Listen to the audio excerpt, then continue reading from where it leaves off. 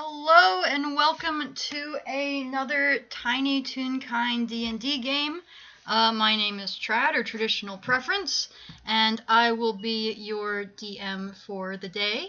I am joined by my lovely players. If they would please introduce themselves from top to bottom. Hi, my name is Magic, and I'm playing a very small, real kind bird by the name of Croak.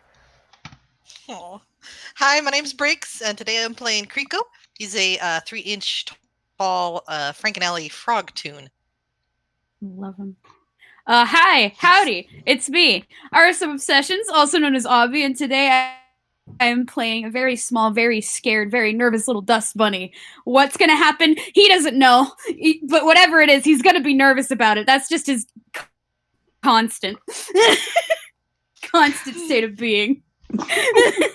Baby. Hi, I'm Yuni. I'm gonna be playing Errol, definitely. The mysterious tiny guy who's very definitely a tiny and very definitely not extremely freaked out by knowing that the tinies are here. Hi, I'm Vamp. I'll be playing Beatrice. Fuck, I can't pronounce names. And she's here. She's just a grandma. She's just a grandma here to have a grand old time. Yes, good. All right.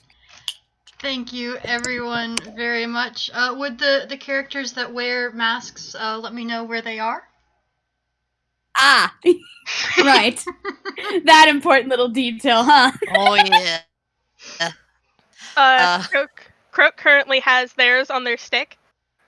They're very good stick they carry around. Okay. Kreeko's is kind of like slung onto his back at the moment, just kind of like a backpack. Harold wears his mask on his hip. I don't think Bia really has it with her at all times of the day. So, but if she was wearing it, it'd probably be slung around her hip as well. Hey, Errol, where are you wearing your mask? Face. yeah. He just has it over his face. That's where masks go.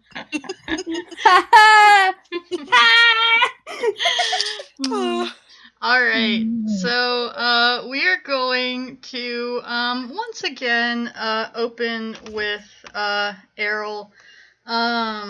So what is it that you are wanting to do right now, Errol? You've got a map and sort of have a destination in mind, if I'm correct. Yeah. He has been studying it as much as, he is able to with what little intel he's gathered from his last venture into the group. And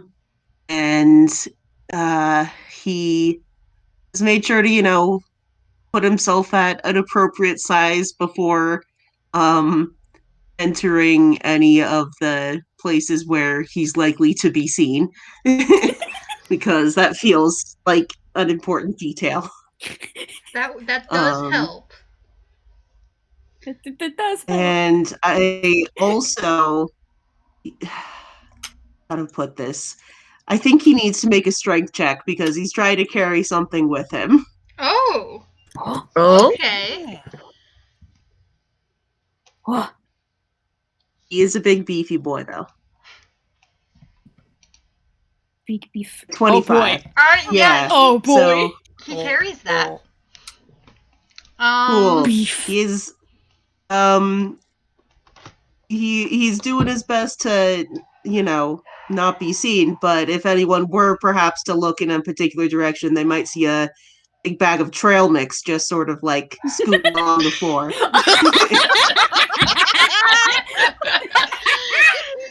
Do you Oh my God. Yeah, speaking of seeing things, would you do me a grand old favor and roll me a perception really quick? Oh, sure. Oh, Ah, shit. yes. Perception. Oh, 19! Holy crap! 19. 19! One. Nice. Larry perceives. Alright, so, I'd say probably one of the first things you see as you are dragging, this bag of trail mix, you notice,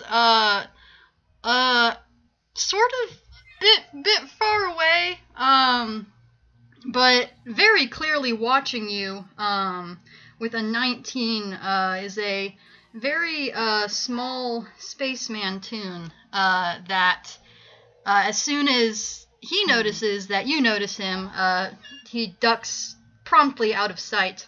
You're not sure where that guy's gone off to. But as you get closer, to the town, with a 19, you very much notice a well, it's large to you. A large white hare has begun bounding in your direction as you approach the town.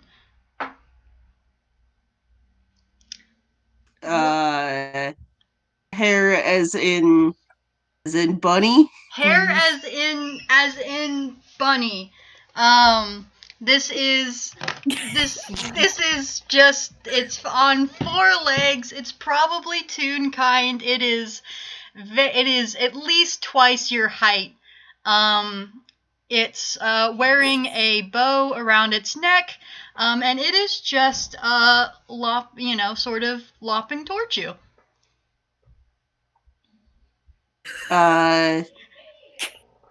He will duck under his big huge bag of trail mix that is it doubles as a shield. Oh my god. Well, this hare approaches you, and it just sort of snuffles around, and it seems to be not very interested in the trail mix, but very interested in you. It hasn't moved to attack or anything yet. It just seems mostly curious. He peeks out once it becomes clear it's not going to try and, I don't know, whack him or whatever. And he goes, "Hey, sup?"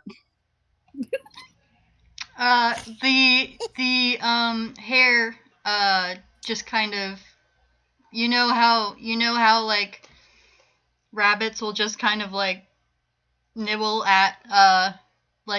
It just kind of, nibbles at your hood. He like flinches kind of back and doesn't like swat at it, but just tries to be like, "Nope, nope, nope. That's mine." Mm-hmm. Roll an animal handling. Oh, boy. good. Oh no. Oh god. Oh Lord. 8. An 8. 8. An 8. With an 8, I think this hare thinks that you are playing with it, and it Oh no. goes to it comes at you again, and it goes. Oh no. Gosh, I need that stat block. I'm prepared. It goes to pick you up. Yeah, I got it. You I do got have it. I'll Thank send you. it to you. Give me that stat block, please. Yeah.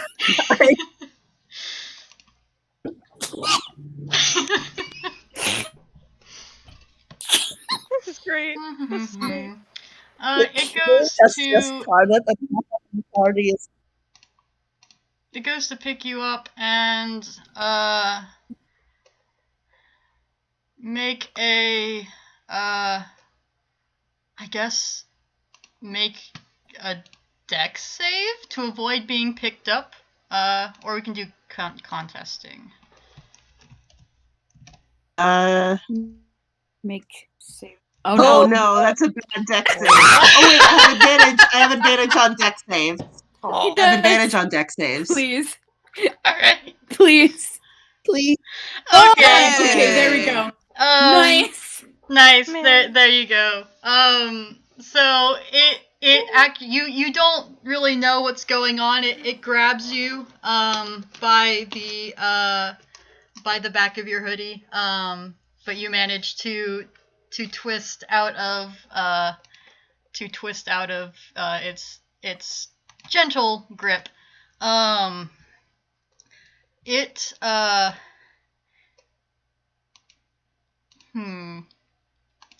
It is going. I think they're going to do this again. Would you like to roll a investigation perhaps on this hair? Why not? I doubt that's gonna do it. A 10. A 10. A 10. With a 10, you notice that there is there's some sort of like plate sort of thing. It's like small round, almost like a tag that's in the center of the bow, but you can't really make out what it says. And this hair actually, it starts nudging you towards the center of town. Okay, sure. Yeah, I mean, I was doing that already, so thanks for the escort, I guess. Hold on. He just like starts trying to pick up his bag of trail mix again. Do you want to roll another strength for that? Not. He has strength.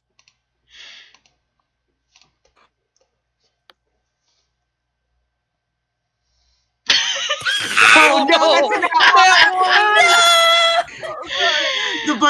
The buddy is just like it's just got like a foot on the corner of the bag and he just cannot budge it. Well, the hare sees you going to try and pick up the bag, and it decides to help. So when you go and try and pick up the bag, they were standing on it, but now they have picked it up. Are you still holding on to the bag by chance, or? Yeah, probably. Cool, perfect. Anyway, so this hare trail mix bag in tow, and also an Errol in tow, is going to carry you guys further into town. So little cut. I'm gonna make one more quick check. Yeah, one more quick check. Okay, instead of getting dragged behind, he manages to like hop onto the bag of trail mix and just have the hare give him a ride. Excellent. Yeah, that's good. Anyway, here's the title card. So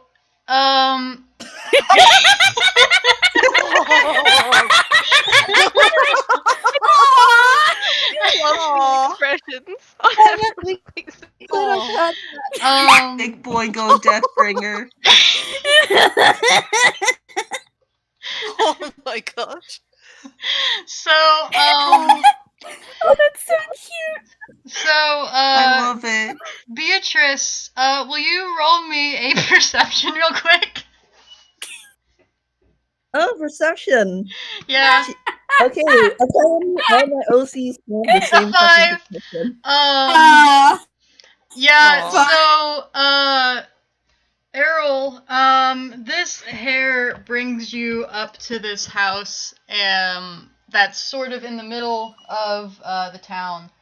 And it holds you up and the bag of trail mix up in front of the door. But nothing happens. No one opens the door, and the hair is just holding you up in the air.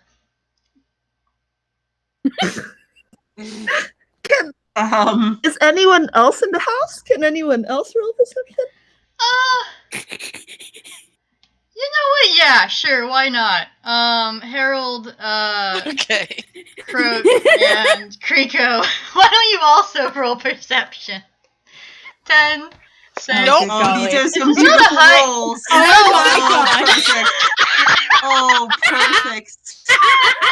Oh, it's beautiful. Wow, the first roll of today for Harold is a nat 1. This can only go well.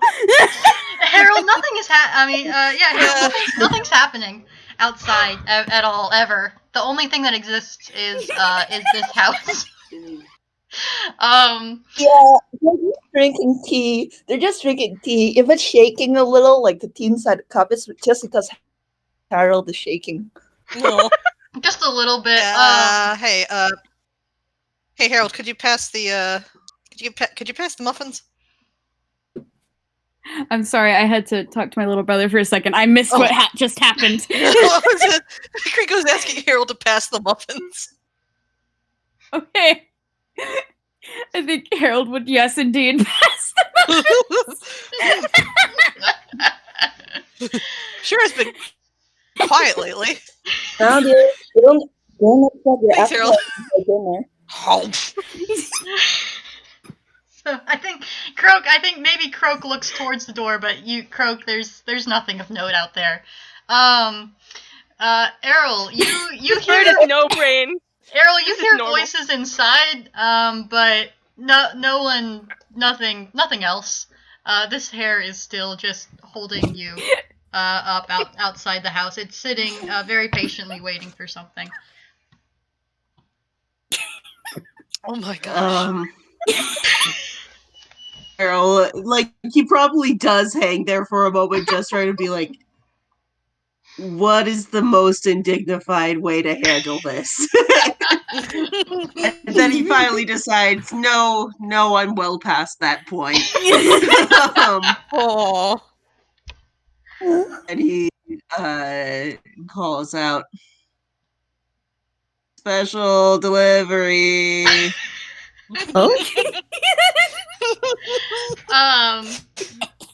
Does everyone inside the house want to roll me another perception check? Oh my god. Oh my god. Because you're rolling so well right Oh now. my god.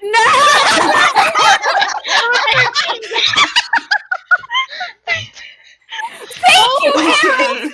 Harold, my thank God. you. Thank you, Harold! Oh my god. Let's see, that's a 2, a 1, an 8.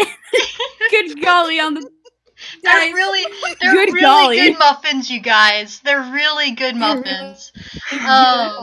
Beatrice makes very good muffins. So Harold, Croak, you hear a voice outside saying something. I'm not sure how well you understand it, to be honest. You are who you are. Probably not. Come again? Croak does not understand. Probably not. Croak is a bird. Croak is a bird. They're focused on the food in front of them, and that is about it. That's valid. Harold, you hear a voice from outside, and you immediately can tell this is not a voice that you've ever heard before, ever in your life. You have no idea who this is. There is somebody outside the house right now. Oh boy. No one else seems to notice. Oh boy. I think Harold's like ears start like doing like the satellite dish thing. Of his head. And then he just kind of like straightens up in his seat and goes, I think someone's at the door. And he just kind of like starts standing up to go answer it. No, I can take it. Just sit down and enjoy your muffins, dear. Oh, okay. And Harold just sits back down and his ears kind of flop behind him. Oh. Oh, baby boy. Starts nibbling on a muffin. Aya just hitches up like her dress a little and like walks through the door and opens it. And there is Errol, and he goes, "Hello, ma'am. Is this yours?" He gestures back at the hair that is holding him. Hello. I don't seem to recognize you. You are? Hi, I'm new around here. I'm Errol. I think I don't know if your friend here likes me or doesn't. I'm not sure. Well, I just look at him and she like gestures at the hair, like look at how happy he is. He does not look happy. He looks like a hare. But I think the hair does like put Larry down now that Beatrice has left the house. Beatrice. Larry. Beatrice. Just Errol very quickly sort of straightens his hoodie and makes sure nothing is too out of place. Beatrice, when Errol gives you his name, you do recall that Bobbin and Peck and Abby actually encountered an Errol sometime before. They said was a new tiny that they had met. Oh, you're the new tiny. Oh dear, I hope Big Boingo Deathbringer didn't give you a fright. I'm trying so hard not to fucking lose it. Oh, the majesty of that name. Big Boingo Deathbringer. The Errol looks back at Big Boingo Deathbringer. You can now see that is what the tag says. You weren't able to read it before, but that's definitely what is written on the tag on the bow. And Errol goes like, no, he's fine. Sorry, I don't know exactly why he brought me here. I was just bringing in the hall a cool gift to town because everyone was real nice to me before. I wanted to bring a thing. Well, you are the new tiny, are you not? Big Boingo Deathbringer probably wanted you to meet the others. Children, there's a visitor. Harold is looking at the others and waiting for them to make a move. Kreeko immediately just hops over the table, over to the door, like what? New person? Oh, hi! Yeah, Harold, you wrote about this guy. Oh, is it? Oh, yeah, it's that guy. And Harold is immediately like getting up from the table and like straightening himself out and like hopping on over. Croak looks at their food, looks back at the door, looks at their food again, places it down very sadly, and then walks over to the door. Croak, baby. Yeah, so Errol, there is now a very small hedgehog, very matronly looking, a Toonkind frog, a Toonkind bunny that looks to be made out of dust, and what appears to just be a regular, very small bird. They're greeting you. A real kind bird. Errol again, he looks from the hair to the bird, and he's a little bit confused about what the like dichotomy going on here is. This bird is wearing a mushroom hat. Mushroom hat. And he just finally gives a little awkward wave, goes, "Hey." Hey. Hello. Errol? And like Harold is like immediately straightening up. Oh my. And And the nervousness is being concealed. Mhm. And Kreeko he's gives him a trying pat to on the look shoulder. Hi, my name's Kreeko. Just Kreeko. This is Harold.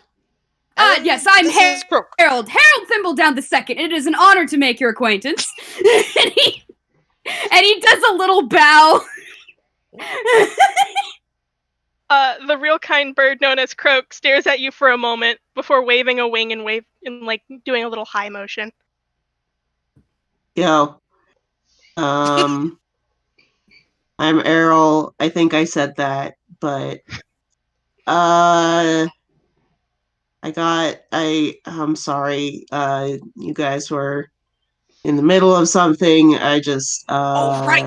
Kreeko hops back in, grabs like a plate of muffins, and then hops back out and like offers them to Errol. Oh, Yeah, you can come join us. We're having muffin time. B is a really good baker. Indeed, thank you, she dear. You is. inspire me. okay. I guess I'll just leave that over there.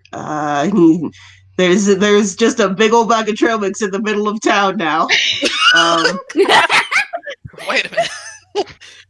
Like Kreeko sees that, like shoves the plate into Errol's hands, and then like hops over to inspect the bag. Oh, Like, wait. Did you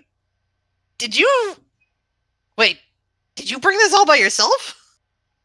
Well, Boingo Banjo Man here helped a little bit. But yeah, I found that line somewhere, and it looked like someone had just sort of forgot about it, and I figured, you guys would make good use of snacks and food and stuff. Oh, how considerate of you. Well, it's settled then, and Bia like adjusts the glasses on her nose. You really must join us for tea. It is the least we can do to thank you for this. I don't. I mean, sure. I guess. Thanks. Um, he's a little bit startled by the just like, yeah, come in. We have no idea who you are, but that's fine. But You can't say no to the grandma, Larry. She might only be an inch and a half tall, but you can't say no to her. It's true, and the reason he's here is to learn more about these guys, and yet at the same time he feels very awkward about invading their space. That is valid. But if she is insisting, he will let her bring him in. Oh yeah, she is insisting. Like she's ushering you in. Alright. Harold is just still kind of standing outside staring at the giant bag of trail mix. So is Kreeko. And he's just kind of looking back at Errol and back at the bag and back at Errol, just like stars in his eyes, like, whoa! Oh my god. He is a powerful little noodle. And to be clear, he is tiny size, but he's pretty tall for a tiny, even in his current state. He is right up on the edge of what would be considered tiny. He is. It's a very good thing that when Rwanda moved in, that Captain made all of the doors and houses a little bit taller, because otherwise he very much would not fit. Oh god, yeah. So, Errol, do you want to roll a quick perception as Beatrice leads you into her house? 13. 13.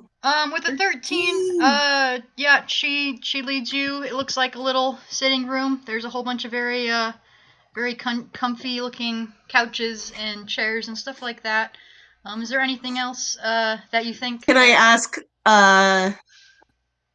what is this home made of? I know the tiny toonies have made their houses out of bits and bobs around the studio, so Vamp? Don't put me on spot like this. if you I don't told you! plan for it, it's fine. I just wondered. And I remember telling you, like, go feral. Like, I do not know much about Washington architecture. Alright. So in that case, I would say I think Beatrice's house is made out of a rather decently sized, very sturdy cardboard box.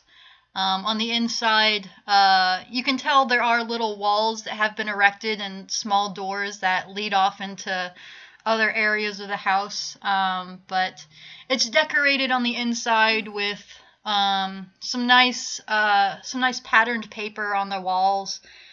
There's little cloths. There's lots of what looks to be hand knit throws that are settled on the couches. It looks like they were knit out of thread. Some of them look really sort of janky and wonky, like maybe this was a child's first attempt at one of these, but they get a lot more impressive and sophisticated.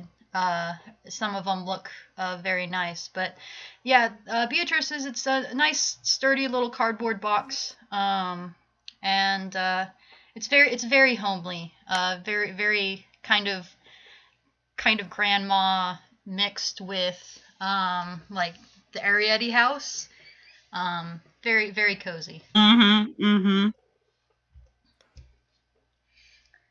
So yeah, Larry's just sort of looking around, taking it all in.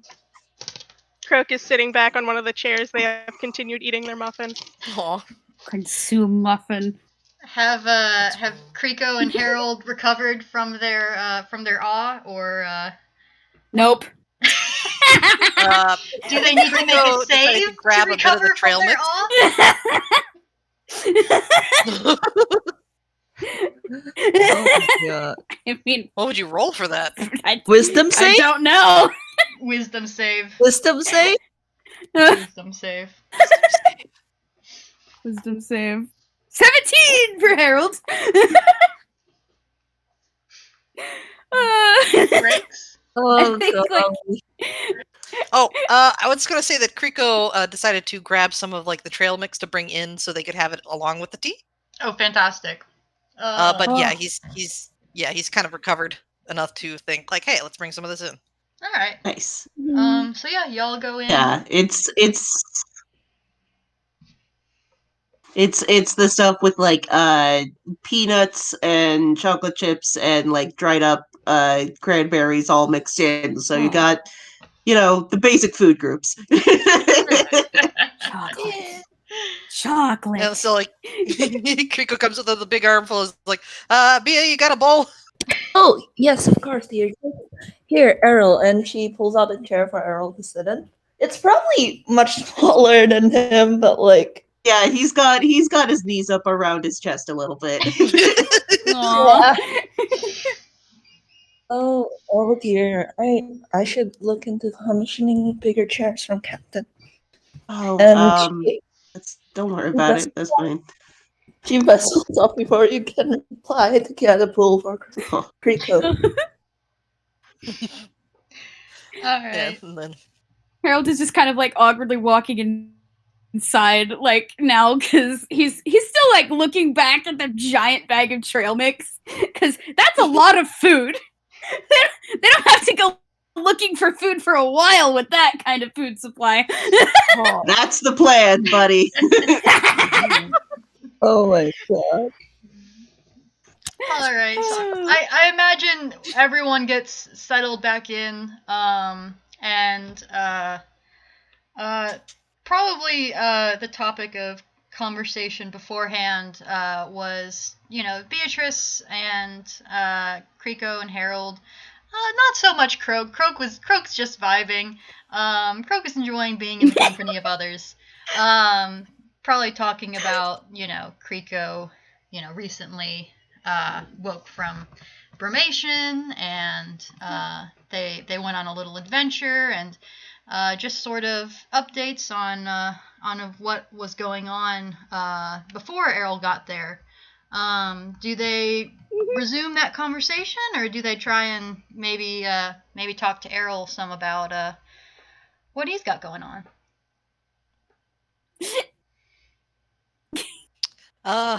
Is Harold wearing like the red feather? He is in fact wearing the red feather. That's great. Just kind of like tucked into his fuzz. Oh, that's so cute. Like a little earring. It's adorable. Okay, I think Kreeko sets down the bowl of like trail mix onto the table and like looks to Errol and is like, so really nice of you to bring a gift around. So I mean, you must have found this, I don't know, like what, hallway, kitchen?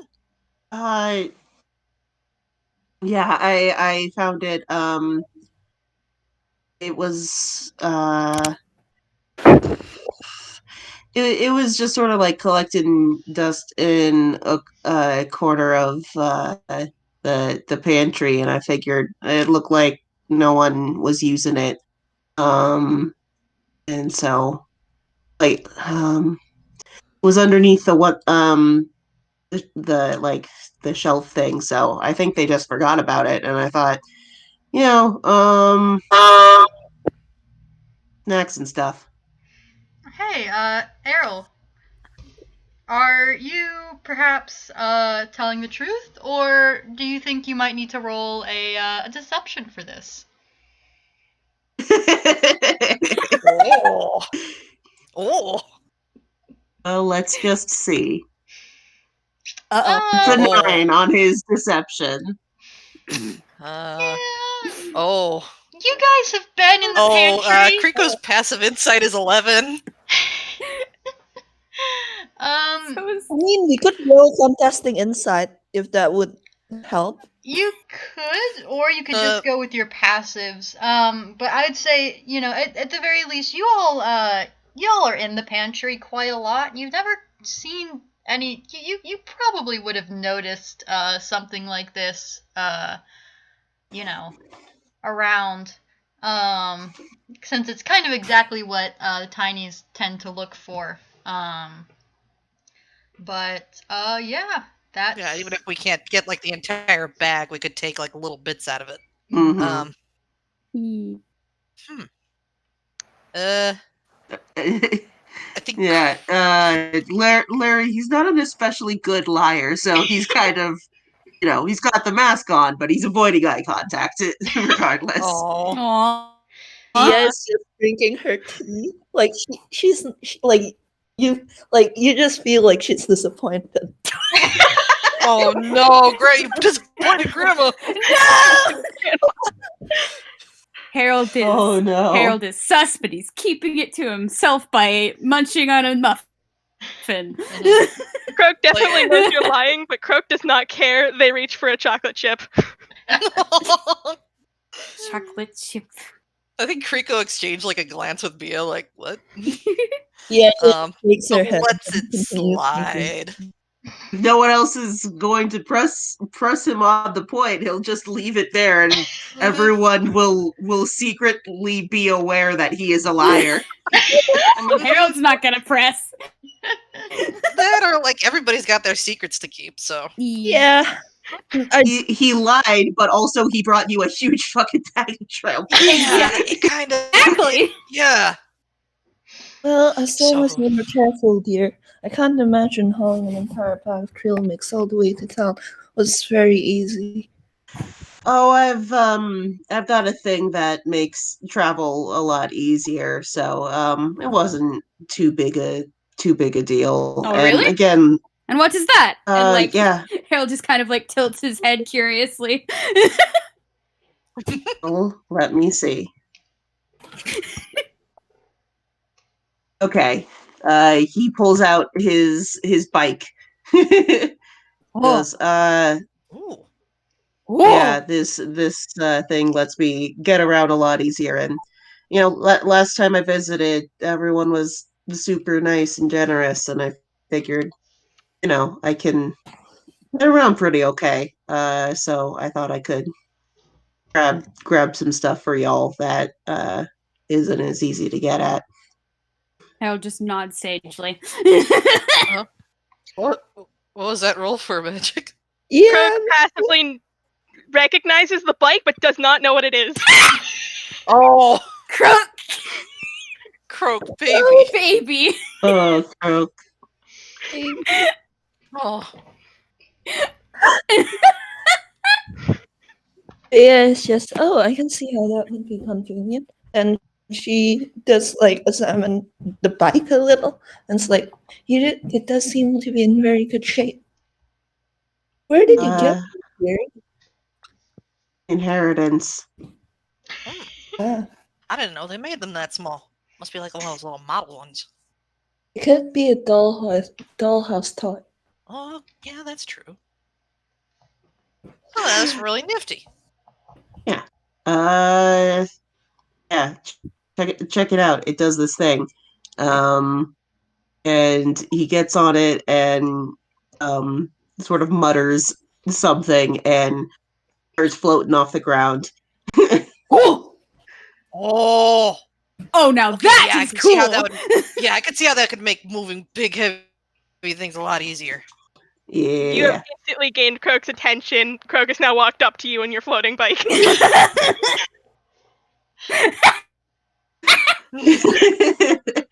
There's no small bird staring up at you. Goes, yeah. So I can't hang around here all that often, but I figure, it's what's it? Like reverse housewarming, neighbor warming, the neighbor warming gift. Hey, so you do live around here then? Sometimes I live a lot of places. Oh, I know how that is. Well, Yeah, in- finding a spot to settle down around here is a little tricky, especially considering there's just so much space. And Harold is just kind of leaning back in his chair and propping up one of his feet on the table. oh, Errol, the second you prop one of your feet on the table, you see Bea actually snap at you. Feet off the table. Harold immediately stiffens and puts the foot down. Right? Yeah. Sorry. Forgot.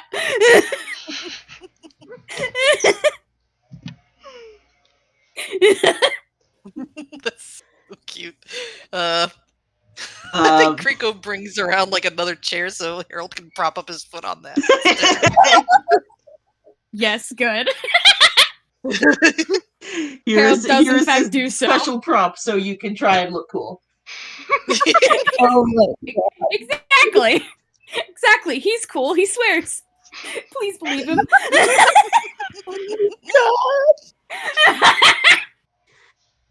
Oh. Everything's happening so much. The game has only just started. I know. I think Bia's gonna look at Errol and it's just well, even if you aren't going to be around quite often, we should really see about making a house or somewhere you can stay while you're around. Oh, that's true. Like a guest quarters. Mm-hmm. Oh, Preferably somewhere safe, of course. And Harold just shrugs. Oh, are you volunteering, Errol? I There's mean, a lot of room in there. Well, my house is pretty safe, and he's just sweating. He's sweating. At this point, Errol has gotten down off the bike and stashed it back into his hammer space. And he goes, you don't gotta worry about that. I don't want to take up anyone's space. I'm good at finding my own stuff. Well, that's no trouble. I mean, we Tiny's got to look out for one another. Yeah, exactly. I mean, I do have a couch. It's very comfy. Yeah. I mean, if you don't mind heights, you could always like crash in my place. I mean, like that, and not actually crashing, but hanging very safely. I would offer wanna be my clear. own living quarters, but and be like upstairs at your house, which is tiny sized even for tinies. It's very little. Thank you. Cap yeah, could ask Cap to see about maybe extending like one of the houses or something. Oh, that's true. Seriously, I mean, you guys, I know y'all have already got things sort of tight as it is. I don't want to. I don't need. I appreciate it, but No, none I of that, don't young need it. man. No, none of that, young man. You're just as important as the rest of us, and it's no trouble at all, really. Yeah, I mean, it keeps us occupied. I mean, you've kind of taken care of like the kitchen raids for like the next month. Like Kreeko peeks back outside the door. 2 months. That'll keep us. It's honestly, yeah. Like Mhm. Harold honestly looks pleased as punch because now they don't have to go out as often. I mean, what? Well, speaking of that, how do you usually occupy your time? Like, what do you do? Me? Yeah, like I'm the lookout for this place usually. Kind of share. I don't know if you've met Squeak yet, but I kind of share rounds with him, keeping a lookout. Oh, I lately I've been doing a lot of like building stuff. Like, been trying to learn how to like make furniture and things. Ooh. Not not super great at it yet, but it's been neat. Yeah. Well, if you're of a mind to learn how to do it, I bet Cap wouldn't mind giving you some lessons. Oh yes, Croak that's got true. immediately perked up at the term building. Oh yeah, And Croak stuff. isn't not. It's pretty good too. Oh, well, yeah, I know, there's a lot of stuff around here that is not as convenient for people of our size. Um, could Kreeko roll insight on that little slip up? 17. I mean, 13. I would, except Ooh. Harold's probably like trying to gear himself up to talk, so he probably isn't. Oh. Croak has nodded sagely. Yes, being 7 inches tall is very different.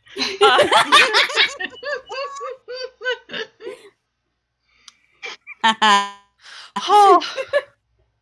And yeah, he's just like, yeah, so I've just been thinking, I want to make more stuff so that everything being so big isn't so, I mean, that's fair. Well, for Yeah. most of us, it is the only life we know. And Via's like just sipping her tea with that 13 inside. like, yeah, if just because it's the only life you know doesn't mean it can't be a better life is all I'm saying. No, very true. Very true. You're very I suppose that's considerate, why we young keep man. building things to make life better. I mean, we did build the cold house this last season, and it made things a lot warmer. I actually helped a lot with that, and Harold is starting to ramble. Croak had walked over to one of the walls to pick up their stick, and then walked back to Errol and is now just kind of tugging on his arm. Hey. Croak is not very strong. They are trying to lead you somewhere. All right, cool. I forget if anyone actually introduced Croak to him. Kreeko I don't think Oh did. yeah, Kreeko said it in the beginning. Okay, Yeah. okay. Goes. All right. Going on a trip now. Oh, Yep. All right, Croak's leading Errol out the door. Okay. Oh, all right. I was actually the one who found that. Oh wait, where are we going? And Harold has been torn from the middle of his story. It appears that Croak wants to show him something, Harold here. I'm afraid you'll have to tell the story another time. Nah, peck. Yeah, and it's a good one though. And Harold just covers his mouth because he didn't mean to. Oh no! Oh no! Mia just looks at Harold. Just, I'm not mad here. I'm just disappointed. Oh! Harold instantly deflates. Kreeko walks over, picks up the deflated Harold. Goes to pop with Croak. Oh my god! We'll be back. Are you gonna come with me? We can come back and help you clean up, or do you want to come with? And she then halts for a bit, and then she nods. Of course. Let me just. And she walks over to the hearth, where there's a blue fire burning, and she picks up an empty lantern from next to the hearth and lights it. Then she straps it to her hip and walks forward to join you all. Aw. Okay. Yes. Yep. Croak is leading you all through town. For those of you who know the town, they're making a beeline to their own house. Aww. Aww. This is so cute. And as soon as y'all get in front of it, Croak lets go of Errol and then just kind of stands in front of it. They look very proud of themselves. Proud of themselves. What does their house look like? It's a giant nest. It's made of sticks and cloth. Aww. It's a mixture of plastic sticks and real sticks. Real sticks are interesting because we're in the studio. And there's just a bunch of cloth piled on top in it. Oh, bless. Big nest. Big nest. Yeah. Nest. It's pretty big. It could fit probably all the tinies in it. And Errol sort of looks over it once I'll make an insight check just to see if he can clue into what's happening here. I will tell you, inside. Croak has an 8 at charisma. Oh, It is baby. not that hard. Oh, baby. 16. So yeah, Yeah.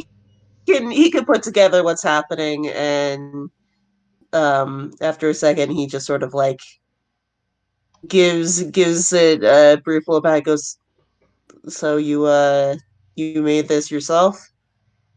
Croak gives a nod. That's impressive. I'm good at this. If Croak was a toon, they'd have sparkles. Yeah, it is, it is a nest, but it is a very large nest for one person to make. And so, yeah, he's genuinely this is, huh. And he gives it a sort of a little bit of a walk around to get a look at it and be like, huh, this is not the sort of style I usually do, but this is neato. Croak is following Errol the entire time. Aww. Bless. Yes, probably waiting outside on God, I have to say the name again. Big point with that ringer because he is very small and very old. Oh. Kreeko is attempting to reinflate Errol. Just in the background Just this whole reshape time. him. Yeah, you're just fluffing him up like you're doing with a pillow. Just it's okay, Errol. It's okay. You just apologize and you make sure you don't swear anymore. Right. I think It'll be fine. I think if There's PS sees that, she's just going to be, Harold, dear, it's fine. You apologized, and I would love to hear your story later. Harold immediately perks up. Aw. Oh, just wait till I tell you about the baby bird. That was a story. Of course. There is a good mention from the gallery. This is like multimedia mess. There's real kind materials in here. There's Frankenalley materials. UPA in. There's just a lot of multimedia. It's a hodgepodge. It's a collage. Oh. Yeah. It's a collage nest. Oh, that's so sweet. That's so cute. Croak themselves That's is like wearing fabulous. Toonkind outfit. And after sort of taking it in, Errol gives a look at Croak, and he's like, "So, I'm sorry. I know you don't. I guess you don't really talk. But you like it here? Yes. Oh, baby. Oh, my heart just melted. Oh no. Oh no. And Larry takes another look around and says, "Well, it looks like you've probably been a lot of places to get all this together, so I guess I'm glad you found these folks." Croak thinks for a minute, trying to remember how exactly they got in here. And then gives a nod.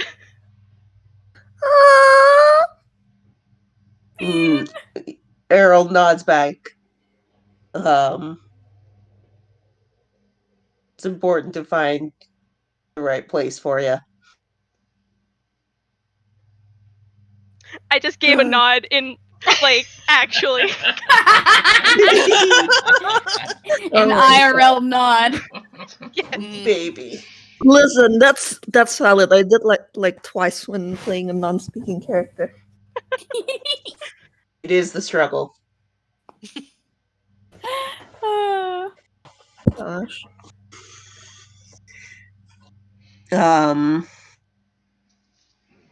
So Croak has just Kreeko decided pops his head to. Oh, Yeah. come again? Come again? Oh, you go ahead. Nope. I was gonna say Croak. Go Croak ahead. has decided to show Errol their house. Does anyone else want to perhaps show off their abode, or maybe show Errol around the town? Yeah. I think Kreeko like sticks his head up over the side. Is like, you've seen Croak's home. Do you wanna see the rest of it? Sure, yeah. I mean, We can give a tour! And Harold throws both arms at his sides. Oh yeah. Harold's really good at giving tours. Of course I am! I've done it many times! Oh god, It's not done I love time. this theme of Harold's like, I'm really good at this, and someone else going like, yeah, Harold's really good at this, and he's like, well, let's not get ahead of ourselves. Hey Harold, do you want to roll a deception for telling us how many times you've run these tours of the? Oh yeah, sure.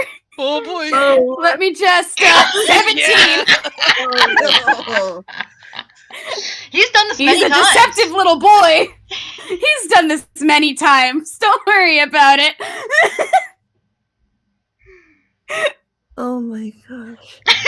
oh bless. Oh. Yes, just sitting on her steed, which, the hair, just this random ass hair in the middle of Toontown. If any of you would like to ride alongside me, I would not mind.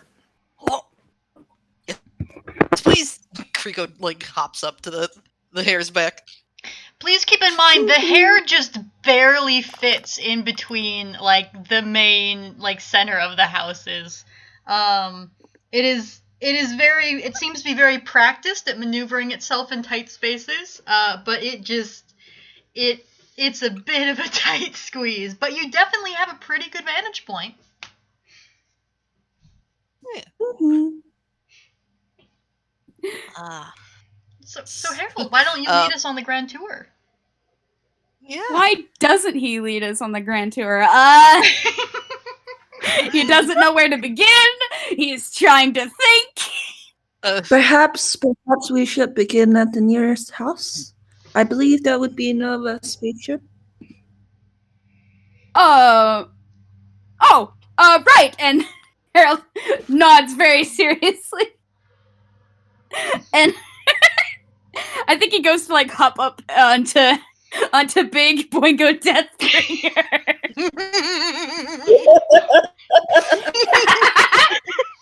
Oh man. And like for people listening, please know I did not name the hair this myself. I literally went, "Hey guys, what do you think your tinies would have named this hair?" And the 3 suggestions I got was Big, Boingo, and Deathbringer. So we just used all 3. It is a thing to behold. I think like Harold is just hopping up onto Big and dramatically on top of the hare's head, standing on one foot and pointing towards the nearest house with a toothpick. Onward, Big! And onward we go. Like Croak's nest is right there. Does Big just like kind of turn to the right? Yeah, like Nova is right next to like Croak's house. He just turns a little so the hair is pointing at the right thing. Wait, we were just here. Hold on.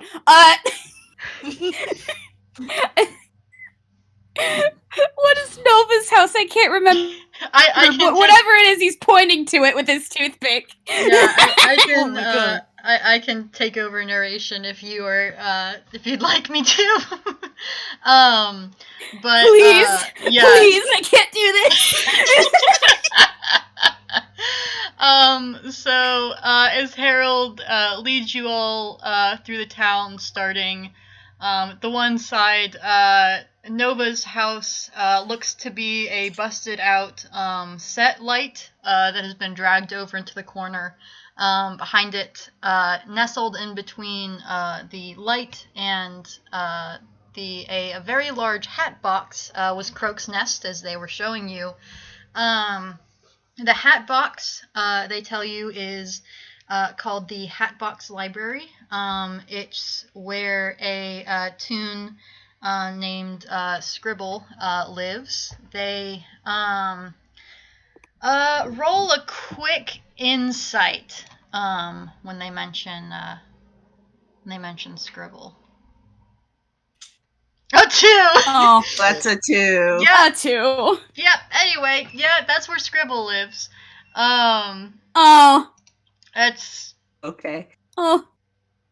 was that a Errol hammer has space? pulled out it was a hammer space. He's just pulled out a tiny little notebook and is writing down notes in Aw. very messy scrawl. Oh my gosh. Bless. So after This is not something that he usually does. Yes. After the Hatbox Library, there's Beatrice's house, and beyond that, there is it looks like almost like a canopy suspended between the wall and some poles, and there are some little fairy lights strung up. That's a sort of a common area for the tinies in the thing. Big Boingo Deathbringer just sort of kind of rotates a little bit in this space as you are getting the grand tour. In the distance, you can see a crate with a box and a little flower pot on top that kind of stands apart from everything that is, you're told, is Harold's house. Kreeko points you up to the corner. You can't really see it, but that's apparently where he lives. There's a small shoebox where a toon by the name of Captain lives, and a crate that sort of draped in a bunch of different fabrics, but looks very empty. I see typing. If you want to roll another insight when they mention Abigail's house. Okay, I'm going off of what... this is all up to potential. It's good. Noted. But yes, you'd like to roll another... A 19! So... Oh boy. Nice. All right, so they get to Abigail's house. You'll remember that she was the small Frank and Ollie toon that you'd met before, and when they get to Abigail's house, they seem a bit concerned. Harold, I'm guessing you probably seem especially nervous. Uh-huh. 19. Would you like to pursue that at all, Errol? Errol kind of will go, is Abigail around? She was real nice to me before. I wouldn't mind dropping by for a hello. Oh, well, this used to be where Abigail stayed, but, due to, reasons. She's now living with me, and he gestures with his toothpick towards the obscenely large crate with the flower pot. That is his house in the distance. He, again, expressionless, 'cause mask.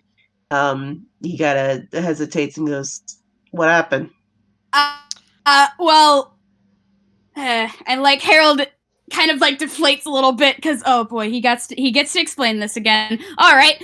Well, last time I visited Abigail, I conversed with her for a little bit, and while I was there, I noticed there were some rat chew marks on the on the corners of the box, and that was not good. So we temporarily relocated her to my place for the time being. It's fine. Yeah, I mean, you should probably know this too. I mean, like, you have to be around the studio. Just watch out. Apparently, they might be coming back. Yes. Well, it's only been one so far. I don't think we have anything to worry about in that sense. Maybe. It's never just one. It's never just one. Until I'm proven otherwise, I'm saying there's just one because I don't want to think about it. Anyway, let's continue. you hear Beatrice like click her tongue a little, but she doesn't say anything. Harold is just pointing to the next house and praying they move on. Bit. I mean, like Big Bo can go with Deathbringer, just like move on. So.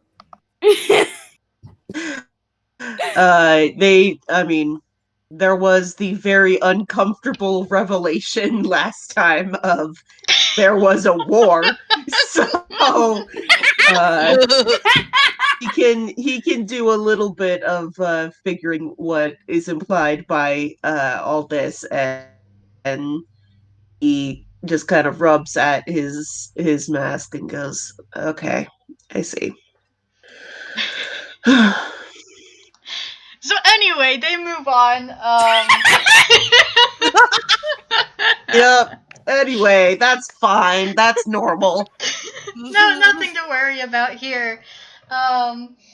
There's the next houses you see are told to belong to toons named Lester and Chris, and behind it there is a small little house that's explained belongs to a young bug toon named Cass, but they sort of add on. Cass doesn't really like to sleep alone. She usually sleeps. They kind of have a schedule where they rotate who Cass sleeps with. But they made sure she had her own little house anyway. To store stuff to use in case they wanted it. In case she wanted to. And there's a pretty big, empty space. It seems like they sort of built or cleared out this space with the intention of, leaving room for, either building more houses or building bigger houses. So your earlier sort of concerns about like space constraints weren't. It seemed to be slightly unfounded. And then finally there is what looks like a piece from like a background set, a little model scale like foam cave that looks like it was cut out of whatever scale model it was and was just sort of brought here. And it's got like a little sign that looks like it was painted by kids with sort of a backwards S and stuff like that, and that is Squeak's house. And thus concludes the tour. And you are standing basically right back where you started, all atop Big Blanco Deathbringer. Please stop mentioning it.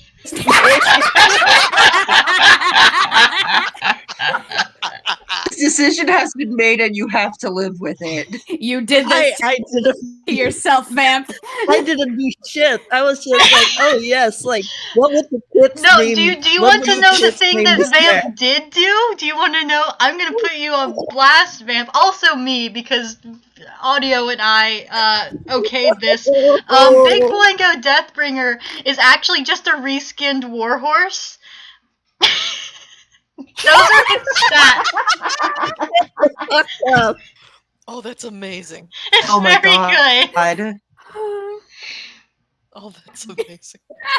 Yeah, he's from Yes Fine Steed spell, and like, cause originally she might actually tell Errol this like as an aside every once in a while as they're like going through the tour. Originally, like he was like temporary, but the kids got super attached to him and would cry when he wasn't there. So now he's just here to stay. Oh. When Harold mentions like the kids crying whenever Big was desummoned, he just kind of like pouts because he was one of those kids who would cry. Yeah, pats his son. And it's just like a silent moment of that's embarrassing. Come on. Hold on. I need to roll something real quick. All right. And Ria actually goes, oh, and I have pictures. Oh god. When they were younger. Harold immediately is burying his head in his hands and his ears are drooping back and he's like, no. No. Errol, Goes over and pats Errol, Errol on the back. It's okay, Errol, buddy. you're just given a lot of like childhood pictures. So the tinies. The grandma, she has been unleashed. And Errol, Oh god. roll a. Are you paying attention to what's in these photographs, Errol? Don't question how there's pictures. Sure. There are. There are pictures. Toon logic. Don't worry about Toon it. logic. Toon Don't worry about logic. it. Bobbin's an artificer, I'm sure somehow. Anyway, are you trying happens. to glean any information from these photos, or are you just sort of like, yep? He's definitely trying to. It's not like him to be very attentive about this stuff. Usually he's just sort of polite about it, but in this particular circumstance, he is trying to pay attention. All right, so roll maybe either investigation or insight. Or if you want to make an argument for something else, I'll probably let you do it. Insight works. Hi. 14. So with a 14, you see, you notice that first off, Harold was very, very small and very cute and very round. And that's something of note. You notice very important facts. Beatrice points out to you children that she tells you are Abigail.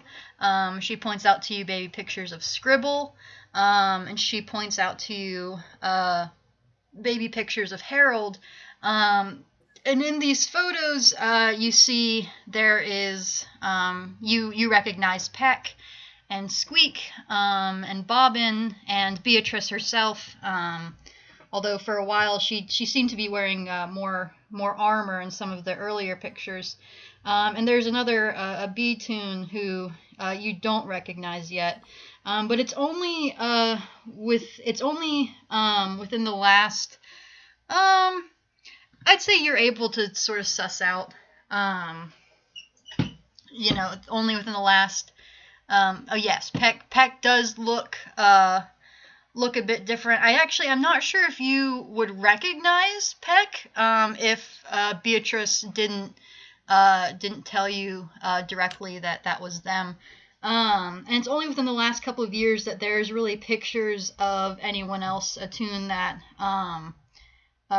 there's some of a young child named Cass, and then you see another young bug Toon that's told as Lester, and then Nova, and then Chris, Kreeko, Rwanda. Then you start to get there seems to have been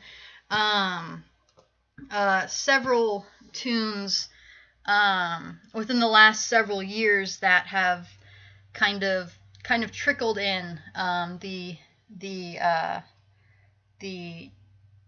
I guess population of tinies at the studio sort of for quite a long while it was just the 4 adults and the children, but more recently it seems that there are a few more in these pictures that you're looking at.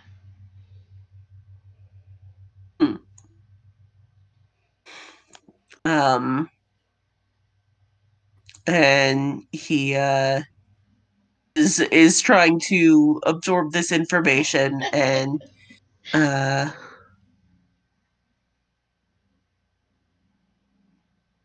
he goes, "Wow, huh? You guys have really been."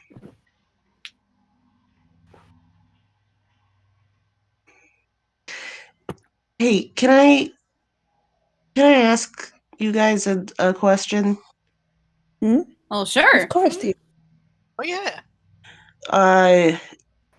Why did you decide to live here instead of, places outside here? Oh well, for me that one's easy. Well, I grew up in a family with I have about 1,273 brothers and sisters. What? And a lot of family. Yeah, 1,200. Didn't I ever tell you this? I have a big family. It was very crowded in the pond when I was just a tadpole. I mean, I thought I had a big family, but holy crap! Yeah. Sorry. Yeah, I'll tell you about them later. Like we had us a time, but thing is, like when we get of age, like it gets a little crowded around home, so a lot of us like to spread out into the world. I got myself good and lost when I was first trying to find a place to live. But I wandered into, I guess, the big city, Toontown they call it. And I heard banjo playing, and that was like, like the whole family would get around and play the banjo back home, and it kind of just, drew me here. And like that's actually when I first saw Larry playing the banjo, guiding me here to the studio, and that's when I found that's when I found everybody here. So I had to settle down. Figured it was a sign from Larry. God. No kidding.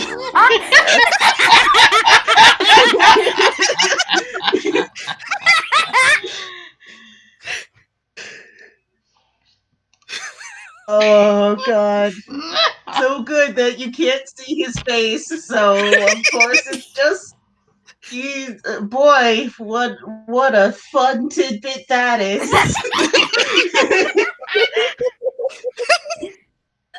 Oh god. Oh. Oh my god. All right. Well, it can't just be me telling the stories. Who's next? 1,000. That's so many. Yes. Hey, Yuni, is Larry filled with regrets yet?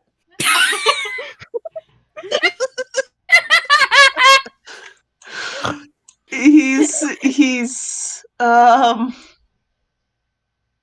oh god.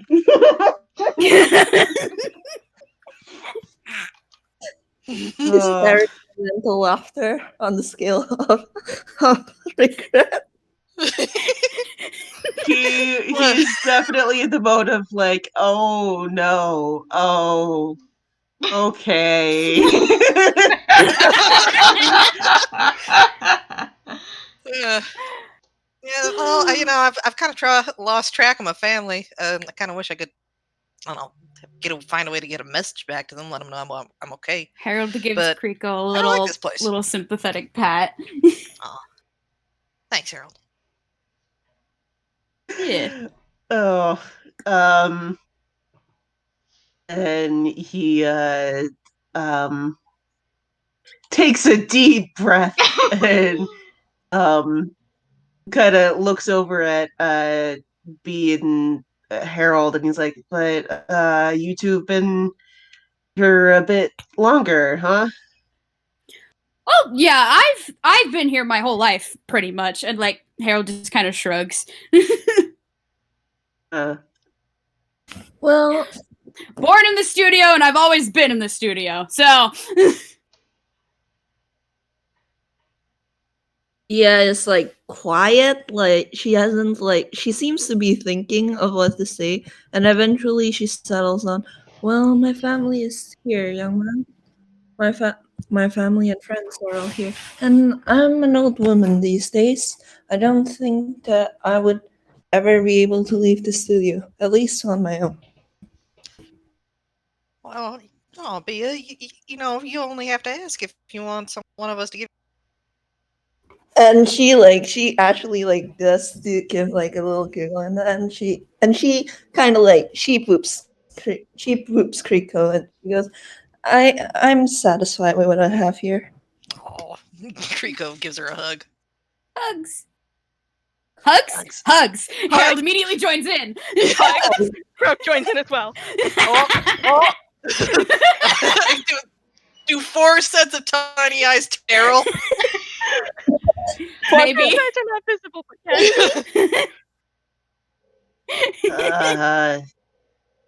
You want to get in on this? We give good hugs. I especially give good hugs, and like Harold. He does. He's soft. Harold just grins. Okay, I guess. And he's just like, he gives it's less a full hug and more like giving sort of a pat on the back to a few of them. Croak pats you back. Aww. Oh. It's okay. It's okay. Hilary He's just like, Does Croak they're have an answer all for? so very nice. Does Croak Croak have an rolled a answer for why they 7. stay in the studio? Oh no, Croak. Croak rolled a 7. Yeah. They don't remember. Oh, Oh, baby. no, baby. They have not answered the question, but they definitely don't know what answer to give. Oh, baby. Let's see. Would like Kreeko or Harold remember like how Croak got to the? Y'all found a bird in the vents. That's about it. Yep. Oh, okay. Well, Croak, we kind of found him in the vents. Yeah. Yeah. Eh. You know, that makes 2 birds that we found in the vents. You're right. Why are there so many birds in the vents? I don't know. People just really like hanging out in the vents, I guess. Yeah, I mean, access to the roof and all. Croak gives a nod. Vents are fun. Perhaps it is. Well, perhaps birds simply live eventful lives. Harold nods sagely. Kreeko puzzles over that statement like, I guess.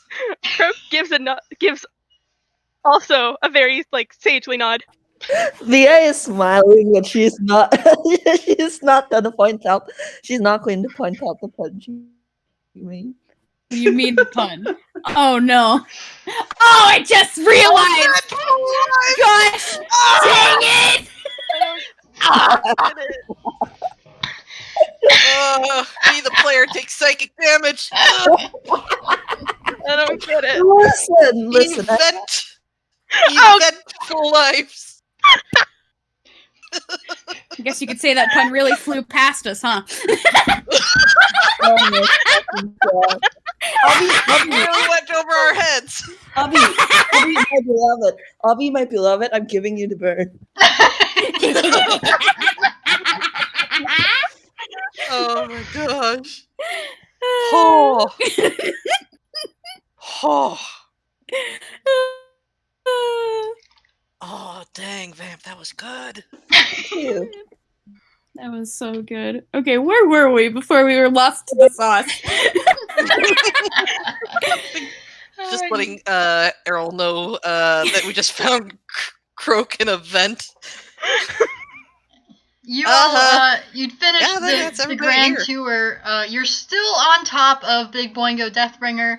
And Errol asked y'all why you stay. And you have replied for Croak. Yeah. Okay.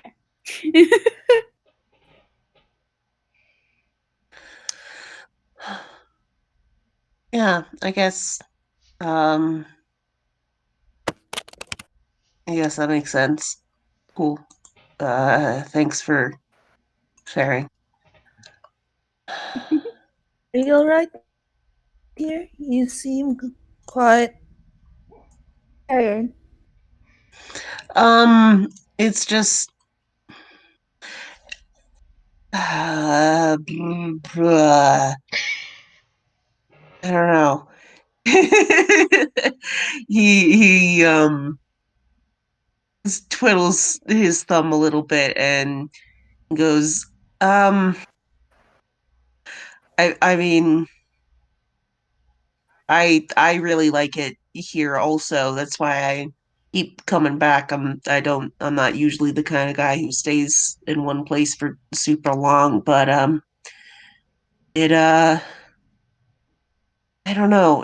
It seems like things can be kind of scary around here sometimes. So I've just been thinking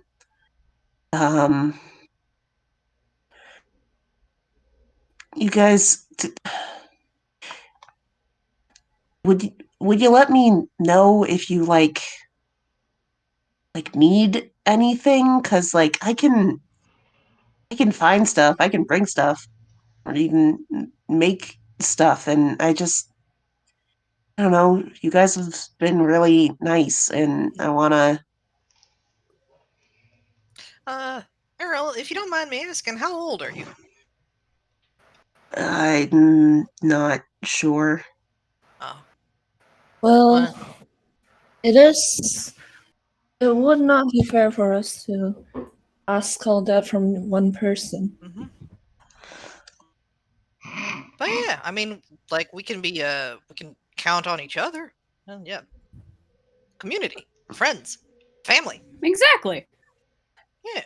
It's all about working together around here. Mm-hmm. Right. It's all about working together. Mm-hmm. But if you want to help out, feel free to visit more often. We can always use another set of hands. My door is yeah, always open. Not literally, though, because I don't have a door in my house. It's... whatever, you get the point. If you want to use that fancy bicycle of yours to come visit my place, you're always welcome. Sure. And I don't know if I guess if I find anything else that seems cool, I'll bring it around. Does that sound okay? Yeah. More than You said ours. like if we need something, we should tell you. Like if you're not here, how do we out to you? He rummages through his stuff and pulls out a few little scraps of paper, and he goes, there's the special kind of paper where if you write on it, then you can tell it to go to a person, and it'll just swoop on over to them. So yeah, you can use this stuff. Hey. Oh, that's cool. Wait a second. Are these like you don't. Are these like scraps of an extremely loyal paper airplane? Is that what Yes, absolutely. this is? Oh, that's Oh amazing. my god, 100% what that this is so good. That's amazing. So good. He's like, and you don't gotta just use them for me. But it's one way to make sure we're keeping in touch. All right. Yeah, absolutely. Let's see. I mean, you know where we are, but I mean, don't hesitate to come and ask for help if you need it. Yeah, sure. If I don't know, get into, I don't know, a storm drain or something, I'll Oh yeah. let you know. Absolutely. So I don't. Oh, I guess you have some of those scraps of paper too, then. Oh, totally. Okay, good. Nah, like I said, I know how to get stuff in normal legal ways. Absolutely. The thing is, that's not a deception. He pays money for these things because he is big. I believe this.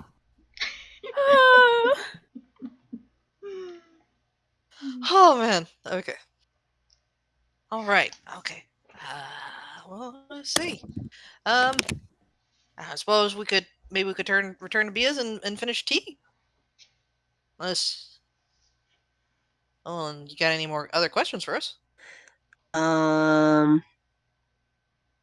Thinks for a moment, and then he goes, "You guys have bathrooms?" Oh, Bathroom. Do we have bathrooms? oh yeah, I'm pretty sure we do. Yeah. I would Okay, imagine good. so. Yes. Tune logic, definitely hope so. yes. Yeah. Yeah, sure. Hope Okay, we good. do. He was definitely like, boy, I hope I don't have to learn plumbing on top of everything else. Bob and realistic sake. Yeah, Bob's got good. it covered. Yeah, Mhm. it's Oh. logic. It's Toon logic. Everything is Don't worry Good. about it.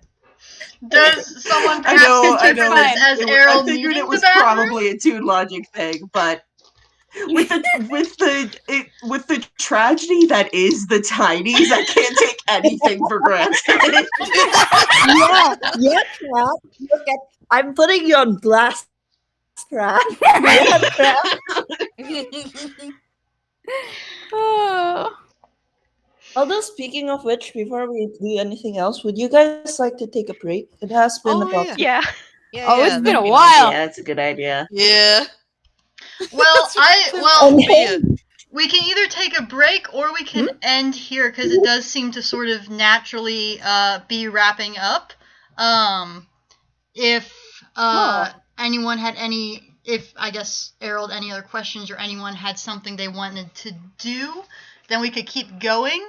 But just from my perspective, it does seem sort of like the conversation is kind of drawing to a close. So unless, and honestly, the stuff I have planned probably will take longer than an hour and a half.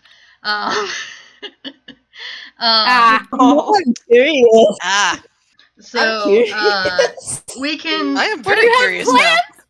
I am. There has not been a lot of swarming in this housewarming party. It's all good. Real? Trap.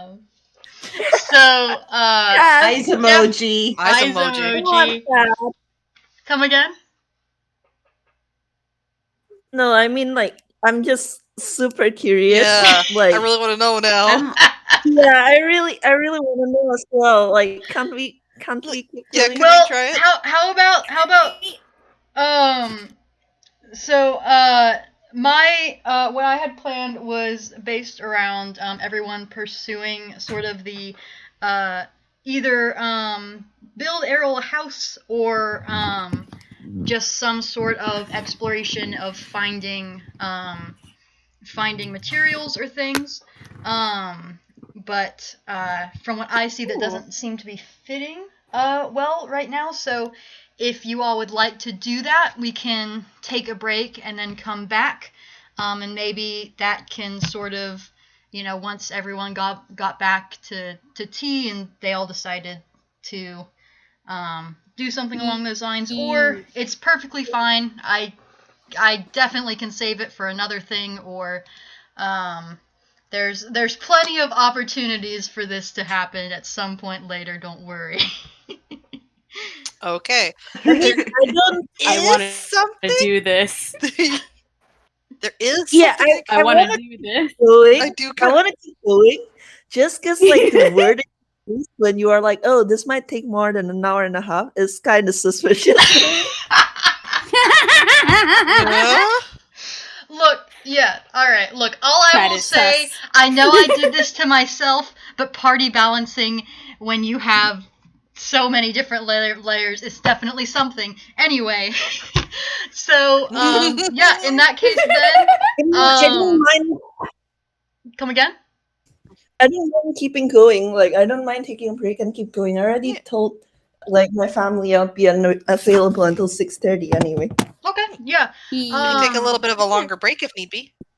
Yeah, so if we want to take a 10-15 minute break, get back here at 5, or well, for me it would be 5:20, and then we can discuss a little bit more and see what we want to do. I can also do a sort of a revised version of this encounter that would not be as stacked as it was. That might be a bit shorter. So, everyone, go take a break. Get yourself some water, snack. Yeah. All right, Yeah. chat. Listen, chat. Get yourself Listen. some trail mix. Yeah. We got plenty. I'll be Some honest. I've never actually eaten trail mix. I don't know what it. It's just like an Tastes assortment. like- It's I like don't know how it nuts looks. and like little chocolate bits, like M&Ms. Yeah. Just all mixed The together. classic thing is like people will get a full thing of like, I don't know, granola and nuts and dried fruit and M&Ms, and then they'll just pick out all the M&Ms and eat those. Yeah. You'll get like You'll be left with like a quarter of a bag full of like sunflower seeds. That sort of thing. Yeah. Sunflower seeds are nice. They are, Very but they're nice. so tiny and they fall through the cracks really easily. All right, I will be back. Yeah. Yeah, they are big. Oh, Trad, listen, Trad. I'm grabbing you by the throat. Trad, if there's an encounter, let me do it, you coward. I might parse it down a little bit, but I am actually pretty excited about what I came up with for it. But it would be fun. Trad, listen. Trad, listen. Yeah. Yes, a paladin with 51 HP. Bia has a warhorse hairsteed. Bia has the mountain combatant feat. I know. Mountain I combatant. love to see that sheet. And then Larry is a level 7 barbarian. Mountain combatant. Exactly.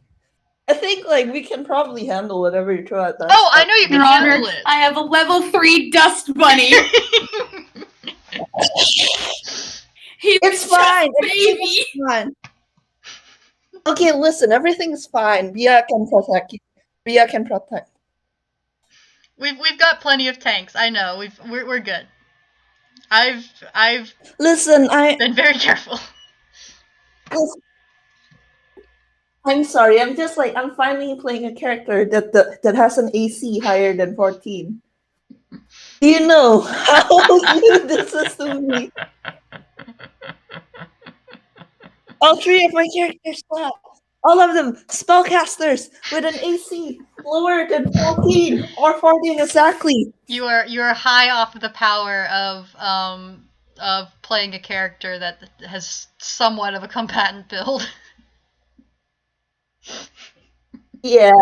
I mean, she has an AC of 16, so Hey, Vamp. This is Yeah? talking. This isn't water, snacks, or break. Carry Yeah, and I'm yourself. drinking water. Good. Yeah, I am. I was drinking water this entire time, bitch. I'm in the living room and chugging water. Hi, At gallery. least there I'm are no scrolling stacks in through. this. I'll get there eventually. Commercial Hi, break. break. New from Commercial Makiko. Makiko Trail Mix. Are you lost in the woods? Do you need some way to tell where you've been? Get Makiko Trail Mix. Guaranteed 100% inedible. No birds will eat this stuff. No humans will eat this stuff. No toons will eat this stuff. You'll be absolutely certain where you've been and where you need to go. Available for available for 5 GP now. Yes, 5 small installments of $29.99.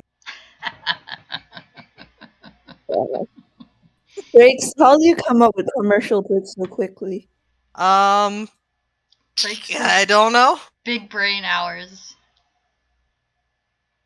I had a large portion of my brain is devoted to just coming up with nonsensical stuff. Stuff that I makes love myself laugh. to see it. Well, I love your Aw, thank you.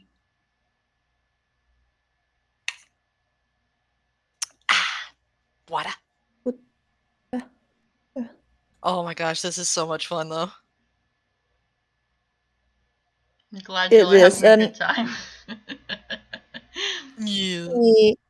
Also, it's still illegal, by the way. What the fuck, fam?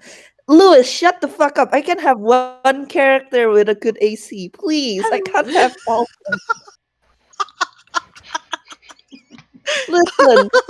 Listen, let me have a character. Listen, Sal's AC is 14, Lewis. It's 4 fucking teen. Imagine having an armor class above 13. Can't be me. Yeah. Mm-mm. Okay, do you guys want to know Toko's armor class? Like one of my other characters? It's Has an armor class of 11 and 18 hit points. yeah. Huh. Yeah. Makes 18 hit points? I still have you beat though. Yagan has an AC of 10. Oh god. No, I have you beat because I have a spoiler character. I have a spoiler character who wait shit, what happened to their hit points? Like it used to be much lower than this. Weird. But God. Croak really wants to ride that bicycle. Harold and Kreeko being I know. starry-eyed. Bless them. Croak really wants to ride that bicycle. if we were gonna end it, I was just gonna be like, all right, Croak wants to ask Errol to ride the bicycle. I want to ride the bicycle. Oh, you want to do a fly? And do a fly. Oh my gosh. What if I gave Bird flight again? Yes. Temporarily. Yes. They don't know how to ride Be a bike. Free, Croak. Be free. What happened? Oh my god, just like the bike falls over in midair and Croak's just holding on to it. Wait, this is like an Errol. Can Croak even reach the pedals? Oh, that's not. true. Croak can't even reach the pedals. Well, That's we can do like a Titanic thing on the handbars. Listen, does Croak even know the bike has pedals? Like that the pedals are involved in flying the bike? Nope. They've seen a bike before. They don't. It moves you places. That's about their entire knowledge of bikes. I love Croak. I don't know how bikes. God. Croak is They're so very good. good. I'm also glad that Croak has gotten over fear of Kreeko. Yeah. Look, Kreeko is a popsicle. Apparently. Yeah. Yeah. It's hard to be scared of a popsicle. Yeah, it's just sitting there. It's not moving. Yeah. Real good way to desensitize yourself. God, now I'm just imagining like Croak finding Kreeko in the house and then just like over the course of probably a few hours, just slowly getting closer until eventually they're just standing on top of Kreeko and Kreeko's not moving and they're just like, huh, that wasn't as scary as I thought it would be. I also imagine like some of the first attempts were just like Croak getting into touching distance and then like gently tapping the frogsicle and dashing away. Yeah. Or maybe even doing like some of the like cat slaps. Smack. I have a -1 strength. I don't think Kreeko would have even felt it if Kreeko was awake. No, definitely not. The perfect time to get to know. Oh, the little nest, Croak nest. You draw so soft.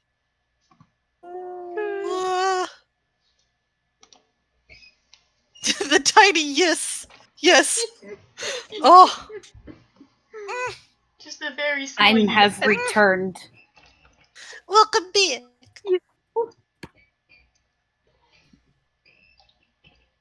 I have returned. I am ready. I am. Welcome back. Oh. Oh, your art of Big Boingo Deathbringer is very cute, Vamp. I'm very Big glad. Also- Deathbringer. Harold in the brick wall is killing me. I know. Very good. Save! No. For the love of God, please help me. Oh my gosh, we should find a way to get like the tinies like a Lego set. Oh my god. Funny you mentioned that. Anyway, I'm just looking at these bricks. Wait, what? What? Anyway. Eyes emoji. Hello? anyway. Also, Brad, before we start, Chad, thank you so much for putting up with my bullshit and me going, hey, what if I reflavor this air as well? It's very good, and I love to see it. That is literally the cult summarized. Is hey, here's this really wild idea. Why don't we Big Boingo Deathbringer is a reflavored warhorse. That's just how the cult started, isn't it? This really wild idea Yep. of tinies that worship Larry. Yep. And here we are now. He who called Bill and Brain go brr.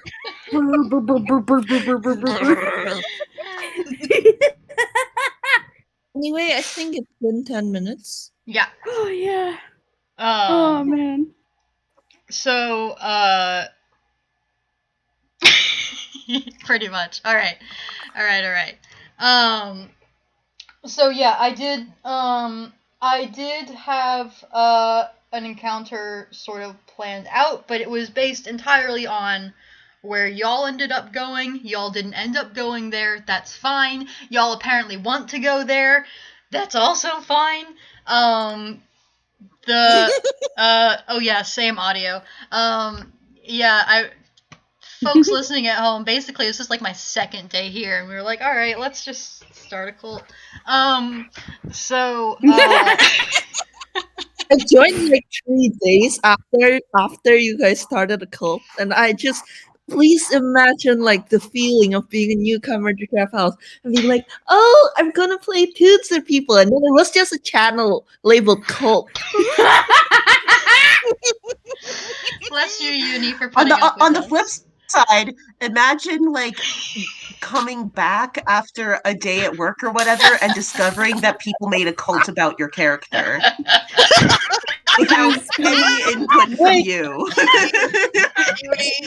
Is that how it happened? Yuni, we love you so much. We're so sorry. Yeah. We're like, hey, Yuni, this good? And you're like, I guess. The irony. Oh, the irony. And now we're here. And specifically, we're here. And now we are. Yeah, I did. Since y'all apparently really want to fight things, I did have an encounter that you guys could get. Yes.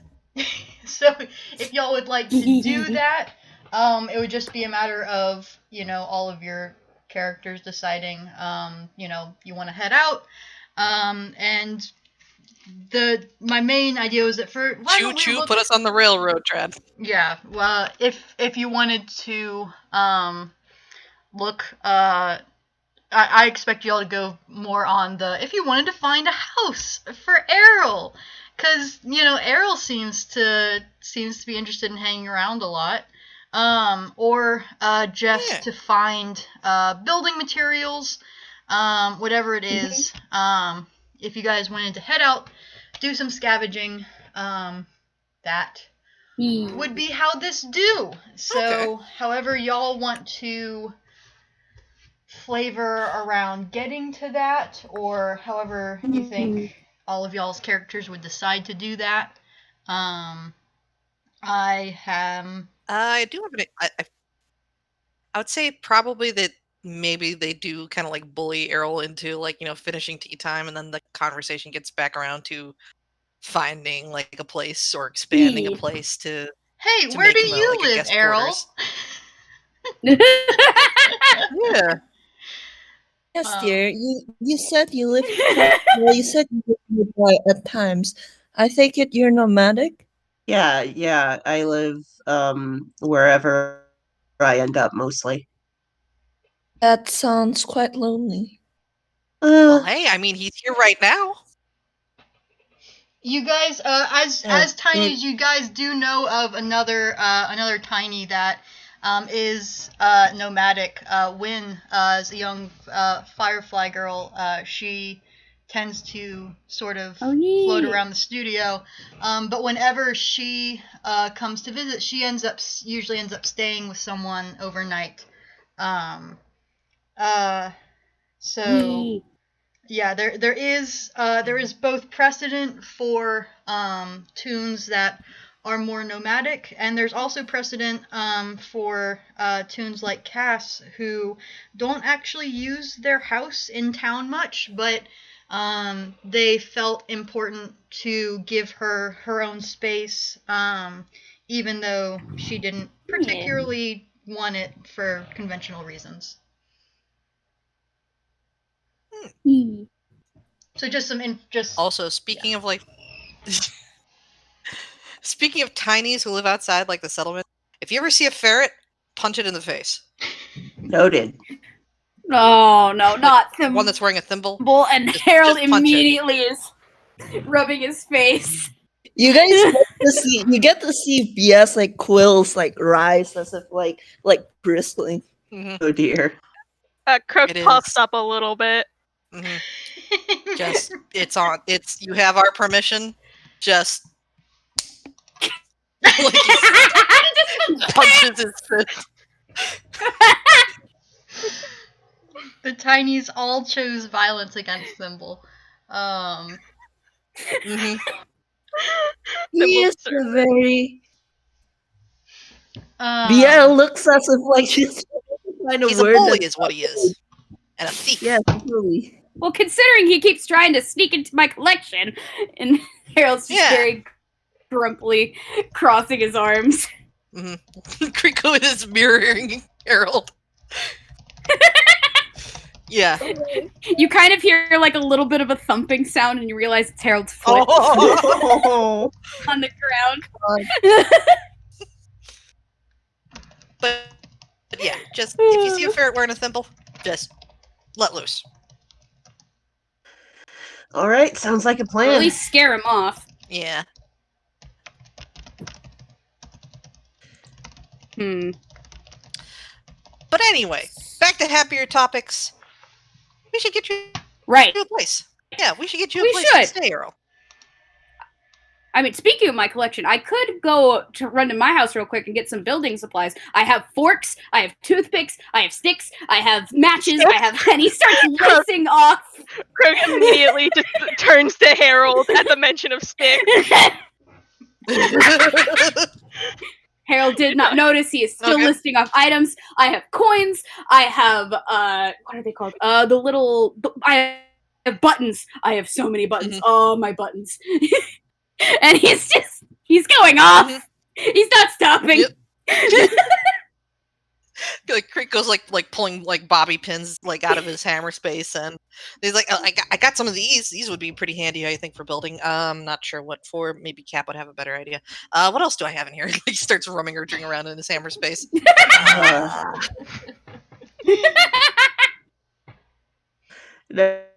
Errol is immediately overwhelmed by generosity. You know, it'd be cool if we could make it so like you could like have like a garage to put the bike in. I mean, it fits into the hammer space. You're right. Honestly. We have to find a box. Oh, like a launch pad. We have to find a launching box. pad, like yeah, a box with a balcony. With a balcony. What if we one of the shelves, like up on one of the shelves? It'd be a nice safe place, right?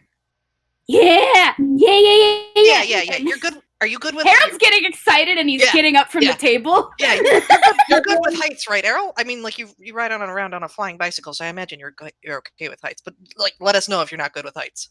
If you're not good with heights, we will install safety railings. I did it for Abby. I'll do it for everyone else.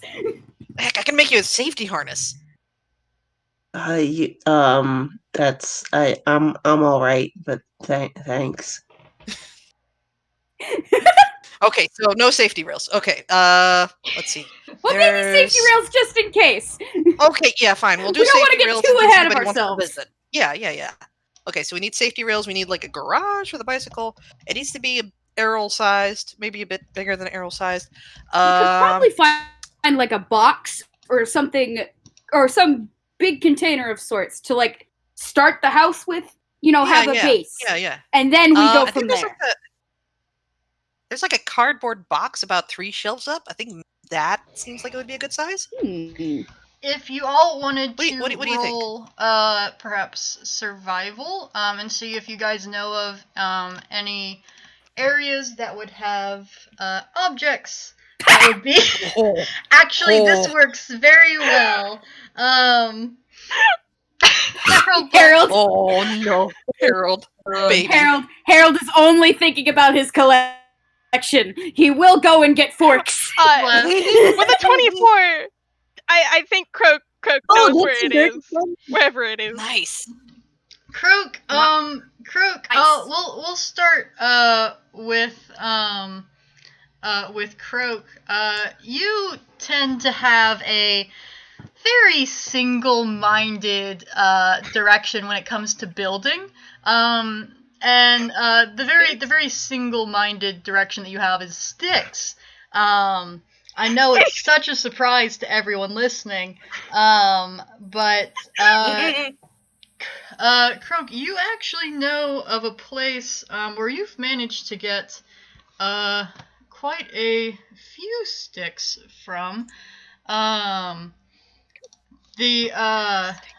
is Gotta go get those sticks. there is a Gotta get those place. sticks.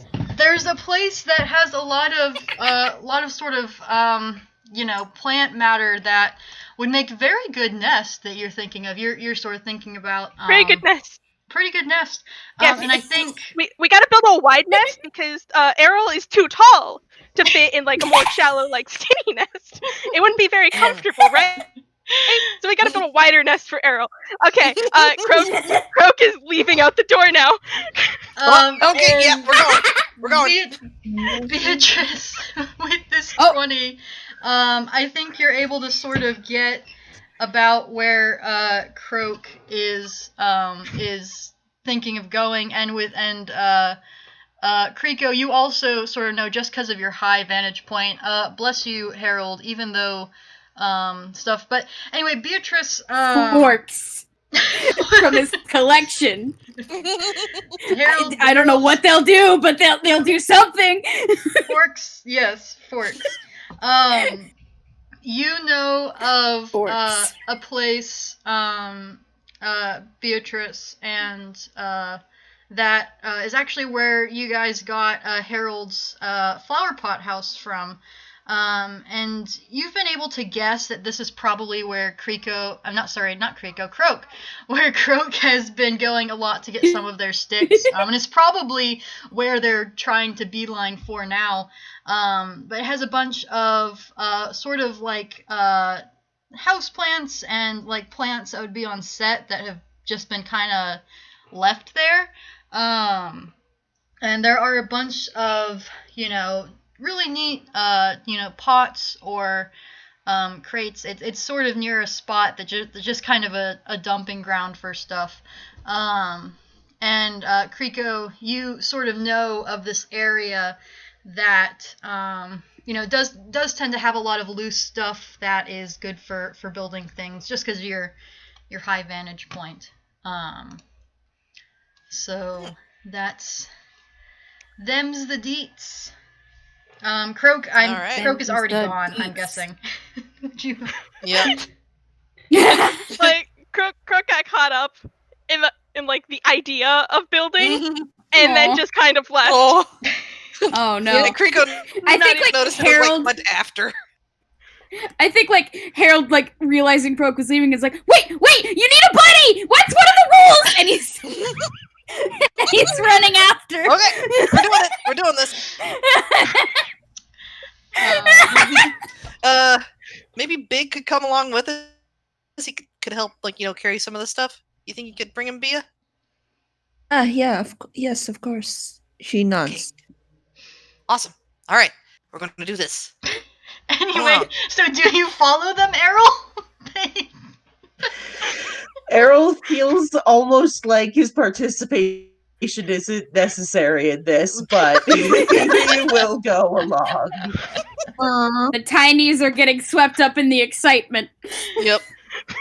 They're very small. Wow. Excitement overwhelms them very easily. Especially the children. He has started to like pick up on like they are doing this for him because they're very nice people. Also, they just generally seem to enjoy doing stuff like this. So okay. Yeah. Pretty much. Listen, it's been a while since they've had someone new. Mm-hmm. Oh yeah. Mm-hmm.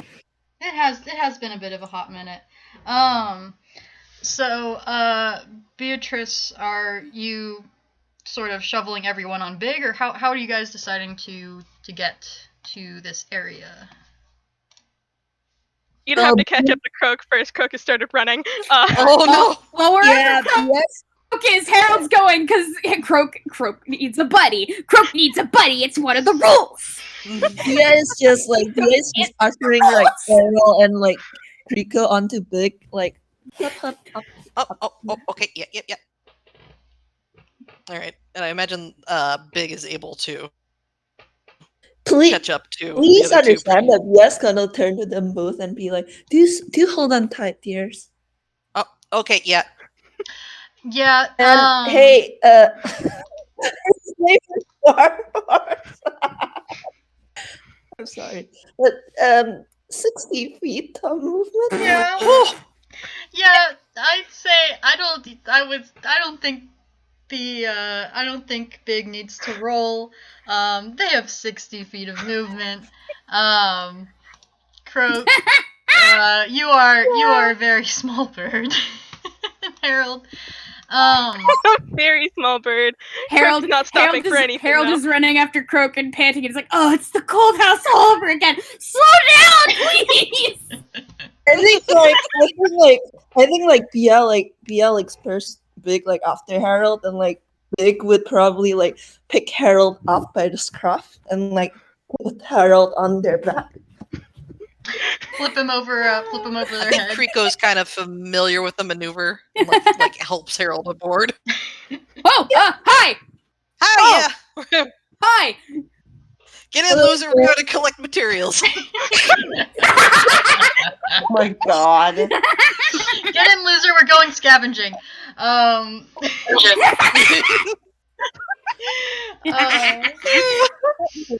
All right. So, as you all are heading out, roll me a quick. We'll nix that roll.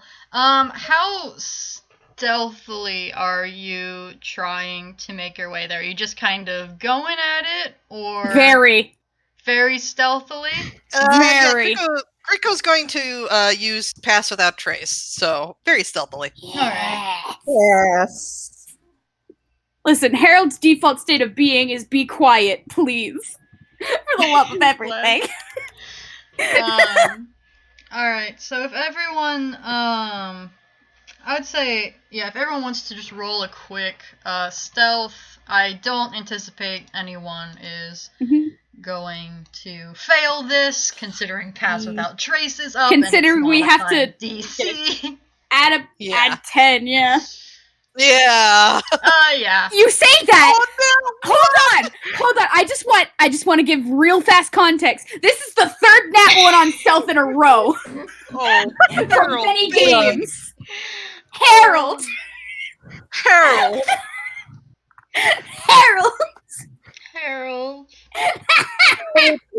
19. Take that 19. Bia has disadvantage and stuff.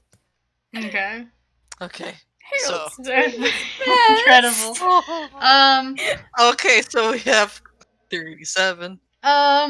So you all do And that one. pretty darn well.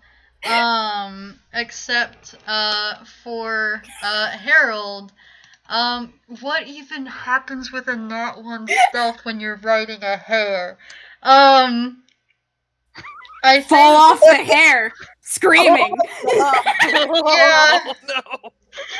Yeah, I think Big Boingo Deathbringer goes to hop over something, and you weren't really, you were very excitedly talking about forks, Harold, and you weren't holding on as good as you could have been, so you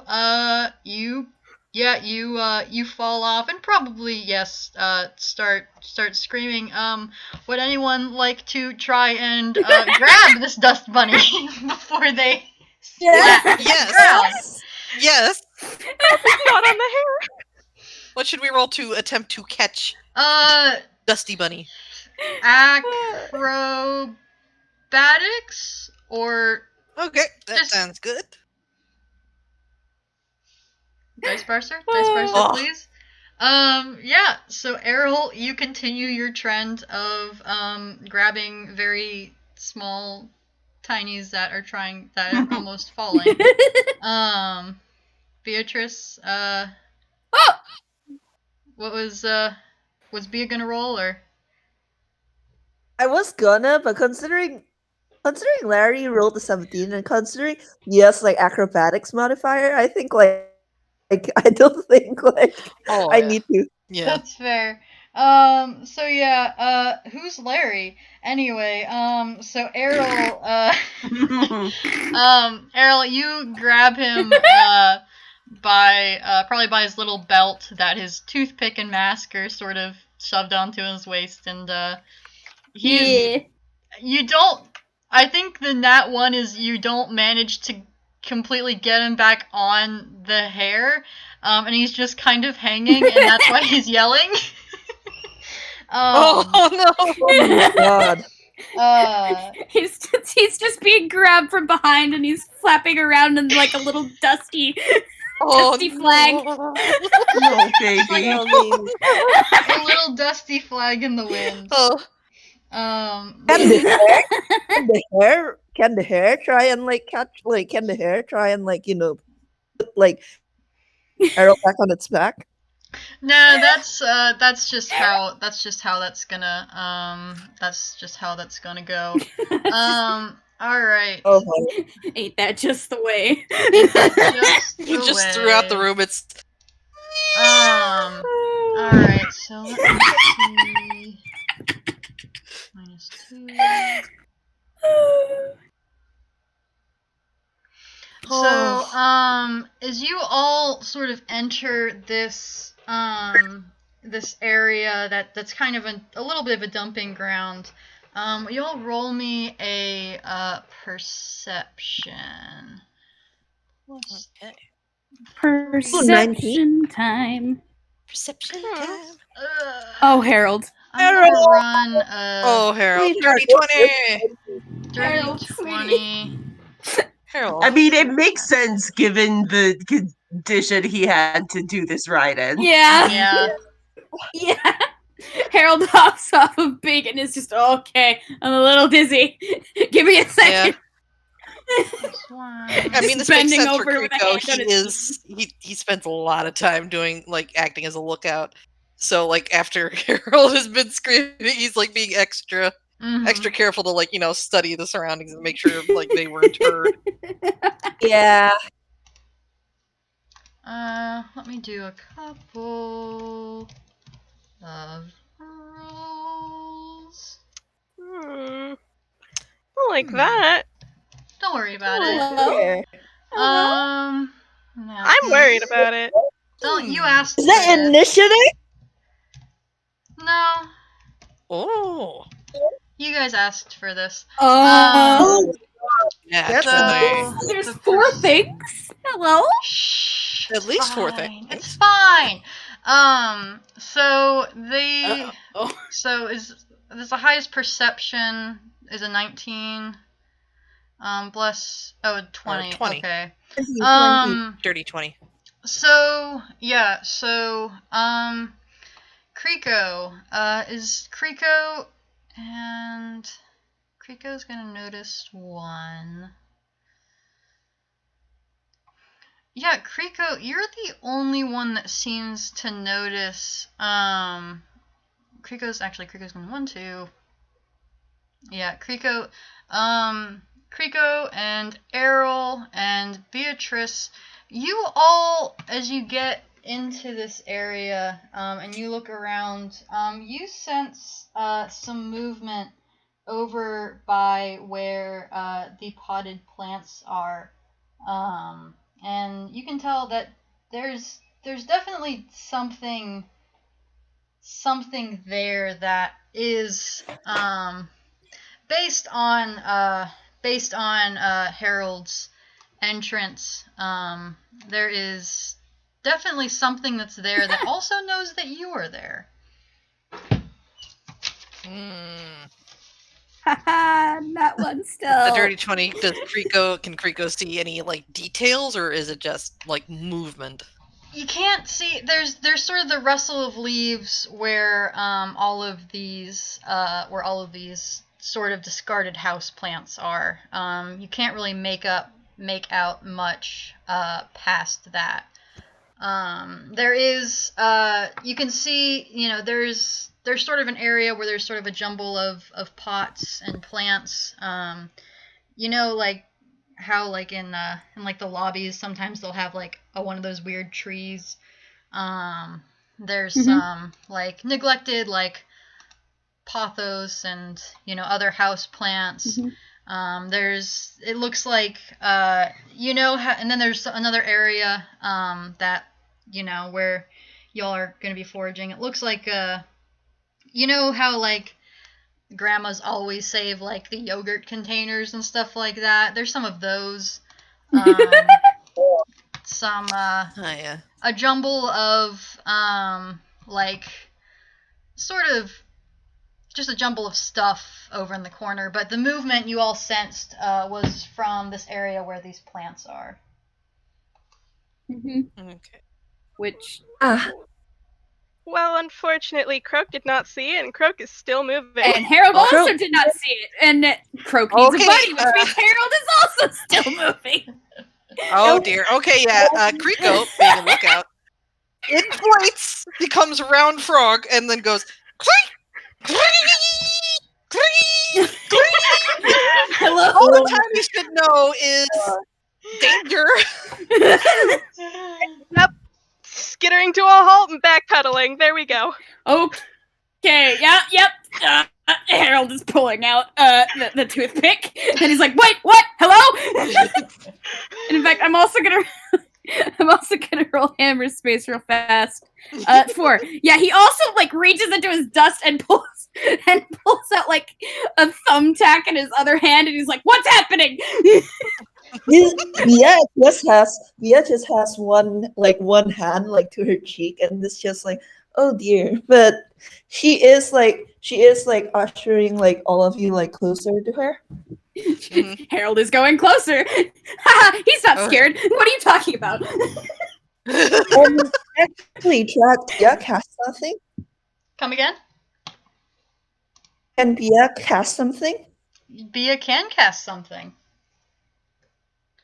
Bia would like to cast aid. Cast aid on, who are you casting aid on? Yeah, it only chooses up to 3 creatures. So she's likely gonna choose Harold, Kreeko, and Croak. Like, just because like they probably would need it more. Sorry, Errol. Okay. Okay, so what's They're that the do? babies. Each target's hit point maximum and current hit points increased by 5 for 8 hours. Oh my gosh. So with Nice. that is ideal. You will like that. So I think with that sort of warning sound, you can see the plants shuffle a bit more, and there are currently what you can see the plants start to move towards you. What? Hello? Yeah.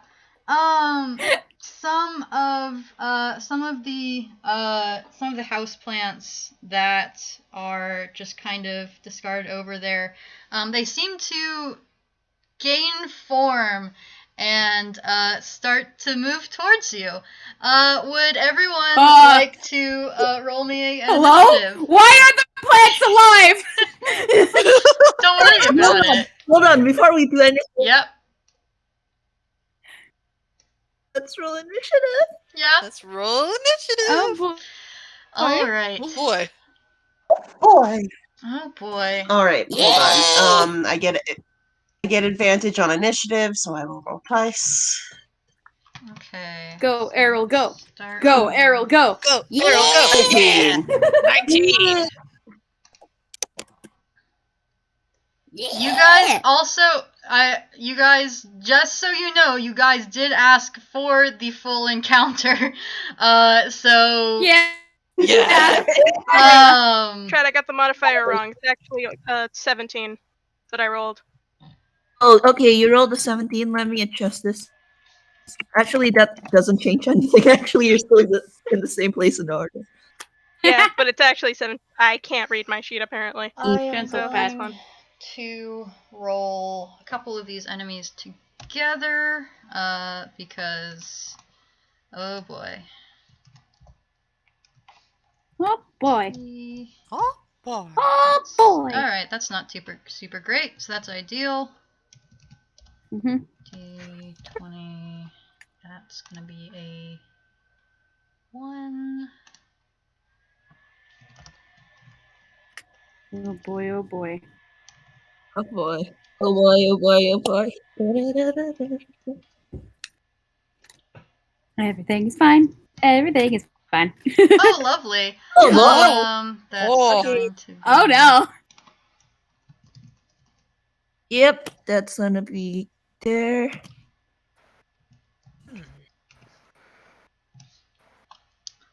I am very curious You about are what doing these fun things are. stuff with Dice Parser that I did not know it does. I know, that's cool. And you didn't know you could label the rules? Alright. No. No. Oh yeah, labeling the rules is very helpful.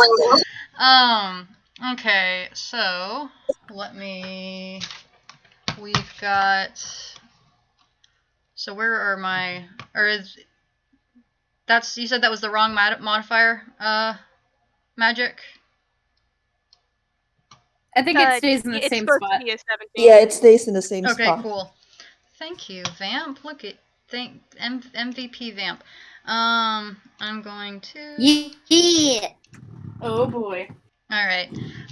So, Kreeko, you are up first, and now that they have sort of, emerged, you can see that these are actually, it's not, you can see that these are, the plants themselves, that have been left here in this sort of discarded area of prop storage.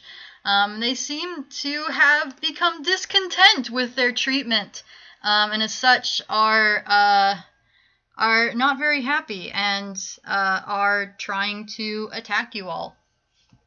Fun. There is Neato burrito. Plant rebellion. Plant rebellion. Plant rebellion. So there is there is that the largest one that you can see is that tree, that lobby tree, that is, shedding leaves, and it's not moving it's not moving terribly quickly, but they've all approached you. There are two like pothos plants. There is one just like flowery plant that has a whole bunch of thorns and stuff on it, and there's one plant that has like wilted purple flowers. So let me say, what would you like to do? Would you like to attack? Would you like to run? Give me your Oh boy. whatever it is you desire. Let's see. Okay, so the plants are attacking. Yep. I'm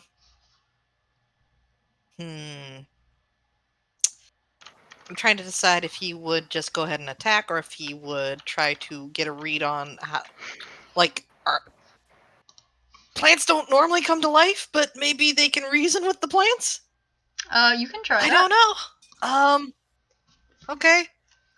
He's gonna hop forward, and then like put up his hands like he's he's not holding a weapon. Mhm. He's like, ready to hi. nuke. Well, like he's got his hands up like no weapons here. Mhm. We could how weren't aware you guys could move. Well, can you understand me? Roll an insight. Okay. Oh shoot! Sorry, I forgot to roll initiative for the hair. Oh, right. The hair? The hair. Oh no, yeah. A War hair. 14. Yeah. Here you go, hair. Okay, yeah, that's a 6 on the insight. Oh boy. This is really freaking him out. Yeah, with that 6 on the insight, you can just tell that they aren't they're not very happy. They're maybe maybe a little. They're not very happy. That was a 6. Yeah, they ain't happy. Yeah. Okay, they aren't happy. I What? gathered that.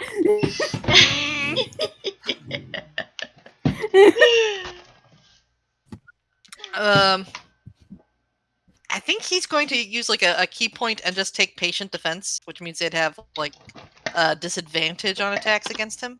Cool. But kind of wants to wait to see if they react to him talking to them. Yeah, your insight. They didn't seem to react with that insight. With that insight, they didn't seem to react to you talking at all. Oh, okay.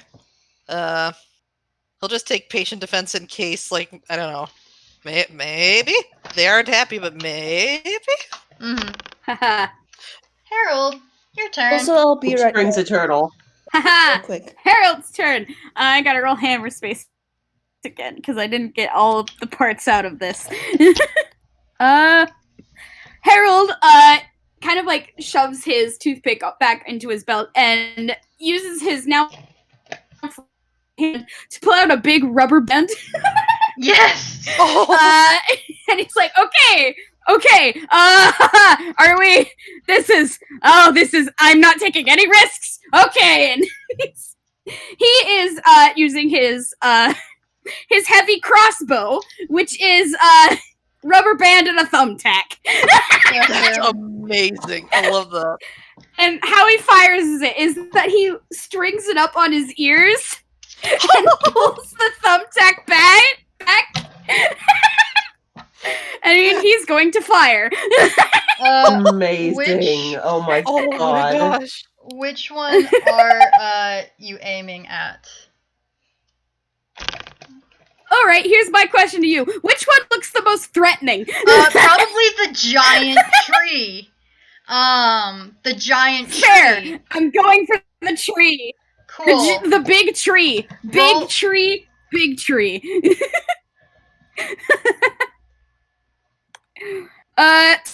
to hit. Tree, that would be at 12. 23 to hit. 23 will hit the big tree. All right, red. Roll your damage. Boop. 7. 7. Yeah. 7 damage. You certainly did. You certainly did 7 damage. Yep. So is there anything else you would like to do? What? Back up. Yeah. All right, back up. How far would you like to back up? Just get in a position where he doesn't have to be near the dangerous plants. Cool. All right. So yeah, cool. All right. So next in the order is going to be my Thorny Plants. Where is 1 second, I'm getting this map structured a bit better. It's hard to do when people aren't actually here. Who would you say right now is probably closest of y'all? Kreeko moved forward ahead of like the group to kind of address the plan, so probably him. Yep. Sorry, Kreeko. One of them is going to try and attack you. They do have disadvantage because he's using patient defense. Patient defense. There we go. Yeah.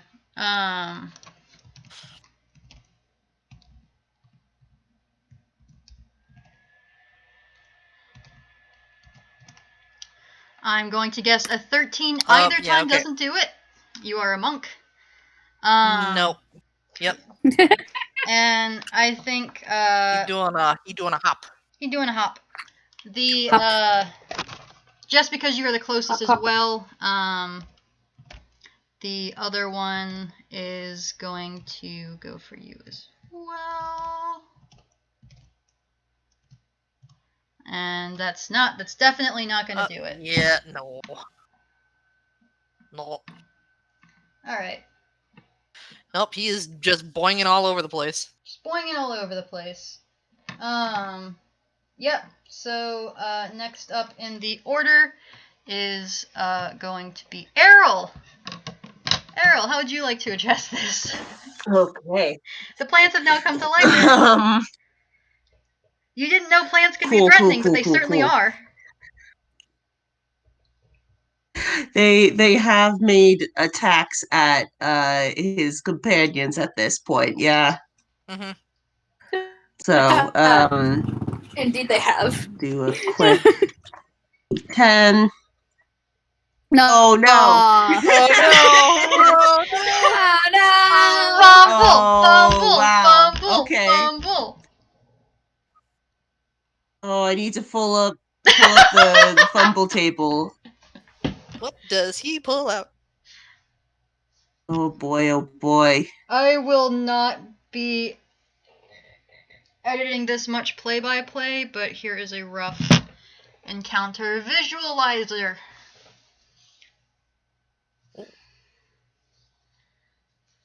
Ooh, okay. Ooh, nice. Oh, fun. 19. many What does plants. 19 get you, Errol? Plant. Menu. I'm just using the basic table, which I need to find again. I think it's Toonkind, isn't it? I might The what? have it. Toonkind, isn't it? Oh yeah, I will retrieve. thank you. Yeah. It has been Oh, retrieved. he just Never pulls out mind. an octopus. An octopus. All A right, live octopus. Errol, you A caught A really small live a octopus. very small live octopus. What if it was just like a regular sized octopus? Just Yeah, release he the just pulls out Kraken. a full-sized octopus that is Release the terrifyingly Kraken! huge. Harold Yeah. from behind. Harold from behind Larry. What is that? Hello?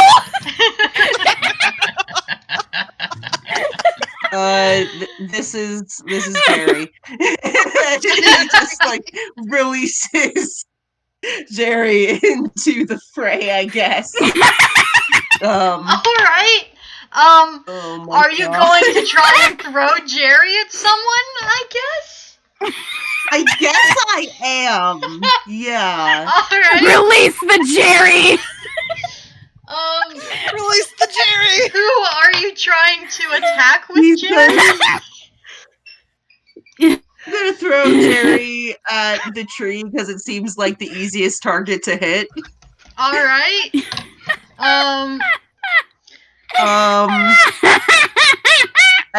Let me roll to see if I can hit with Jerry. 23 to hit. You throw this octopus, and yeah, you throw this octopus, and it definitely sticks to that tree. It does 1 bludgeoning damage because that's apparently the damage octopus does. And Oh yeah. you have success. You have grappled the tree. Oh my God! Oh my God! What does he pull out now? Let's find out, shall we? Oh my God! Okay, now he pulls out a bread knife, which is a pretty good weapon for a tiny.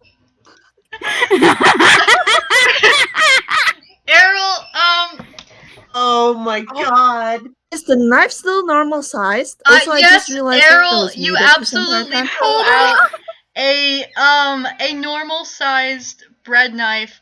However, it's going, because you are tiny, it's going to I'm gonna say it can function as a rapier, but you aren't proficient, I don't think, in finesse weapons. So No, I'm not. So Oh my god. Oof. Oh my god. yeah. I mean, you can throw the bread knife at the tree. You might as well. May as well. Oh my god. Okay. Throw the knife. So Throw the knife. Throw the Come on. Come on, Yuni. Come on, Yuni. Throw the knife. It's a knife thing to do. Oh.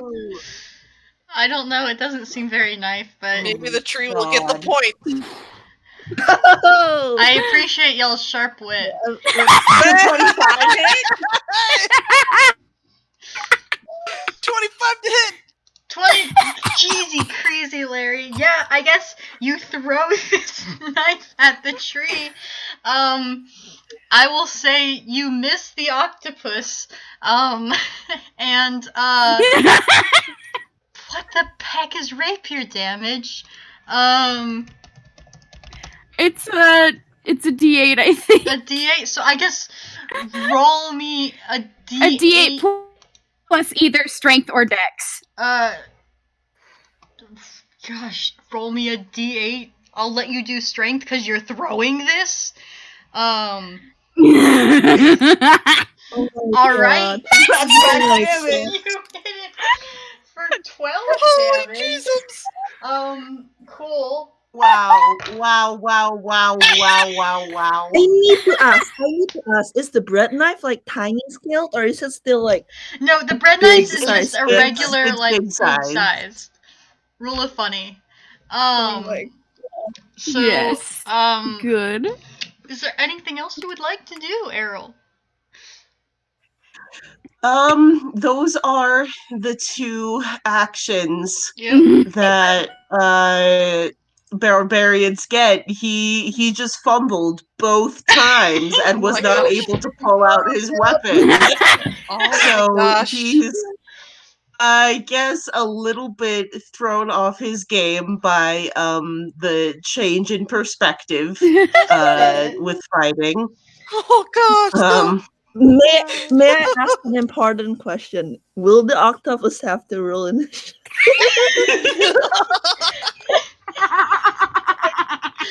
I know that there must be like a sheet. There for, is. I will I'm grab looking it. at I it. have it I'm saved. looking at it right now. I'm not gonna have it roll Please. initiative because I don't expect it to survive. But Oh no, not Terry. you have successfully grappled the tree, I guess.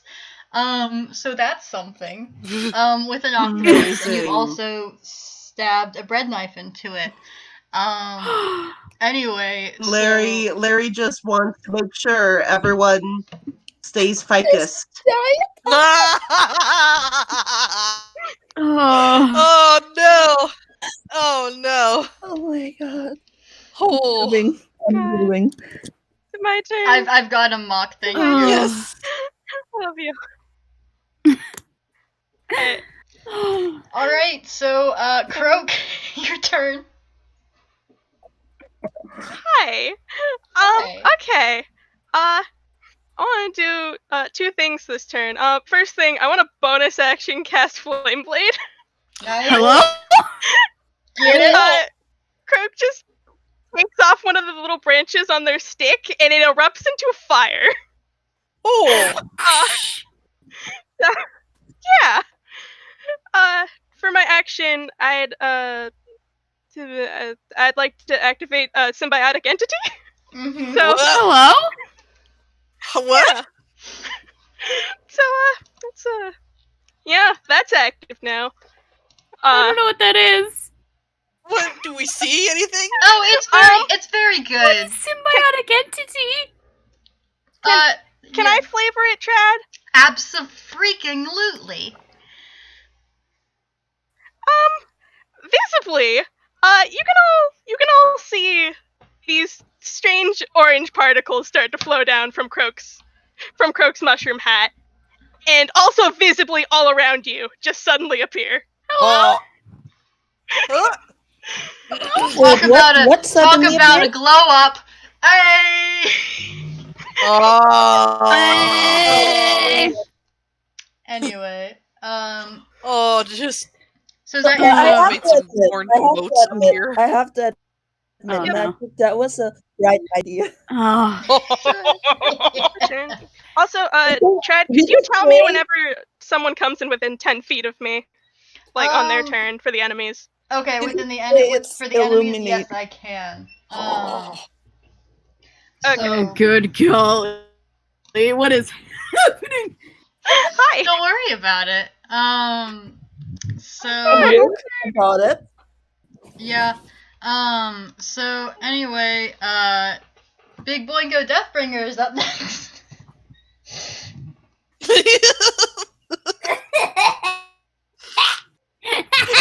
Oh gosh. The hair could just eat the plants. Munch, munch, Munch, munch. munch, munch. Eat the plants. Dinner. Eat the plants. Am I Dinner. muted again? Man. Dinner. Vamp. Ring the dinner bell. What? Vamp, ring the dinner bell. It's Big Boingo Deathbringer's Oh, turn. sorry, I zoned out. Hey, what's the nearest like plant to the kids? Well, the tree just tried to attack Kreeko unsuccessfully. All right, Wait, so I would thought the you tree was last in order. Or no, Not the sorry, not the tree. tree. The no, they tried to attack the tree. The Thorny Plants tried to attack Kreeko. Okay. Hey, would you say the Thorny Plant is like at least 20 feet away? Where did you? Yeah, I'd say at least one of them is. Mm-hmm. All right, so God, naming them this was a mistake.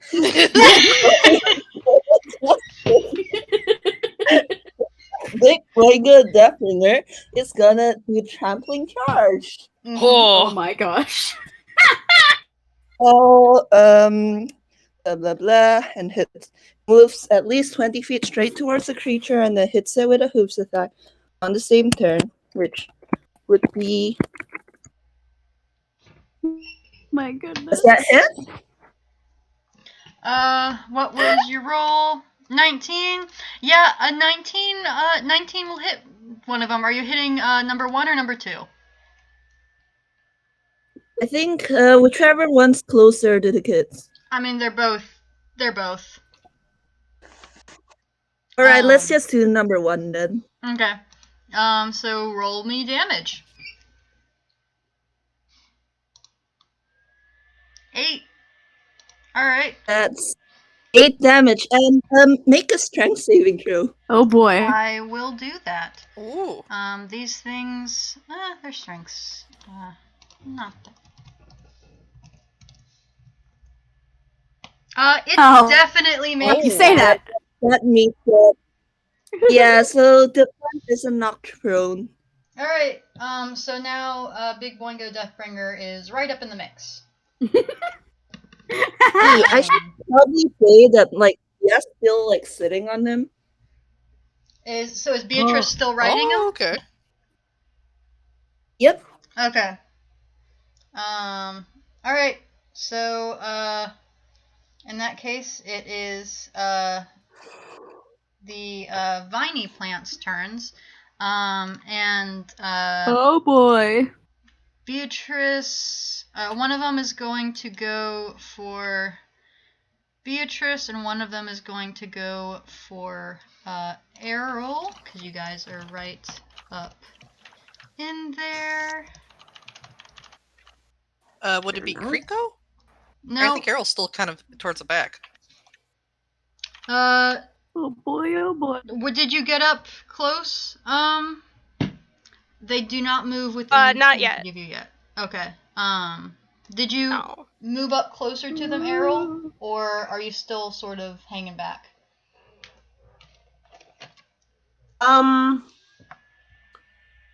Considering both of Errol's attacks so far were throw-based, Yeah. probably didn't move up closer yet. Okay, cool. Yee.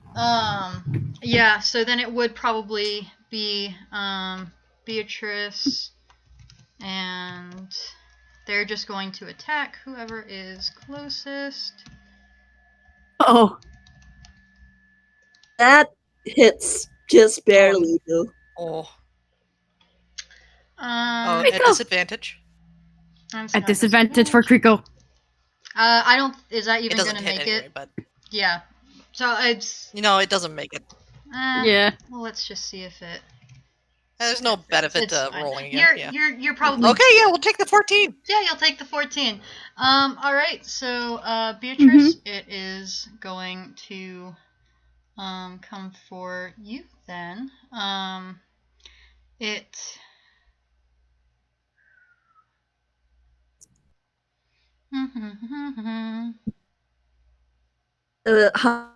Humming fills me with fear.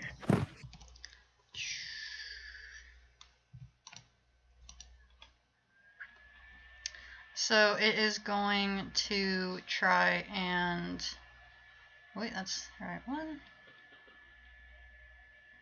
It is going to hit you for 2d6 plus 2. No. Ooh. Boy. Oh boy. Oh. I'm just gonna hit you for 9. That's not that bad. Yep. And it is going to grapple you off of Big Blingo Deathbringer. Oh boy. So you have been hit for 9 points of damage, and they have drug you off of Big Blingo Deathbringer and are dragging you. Doesn't it need to be? Yeah. Doesn't it need to be like a can't I testing roll in order to see if they get grappled? Yeah.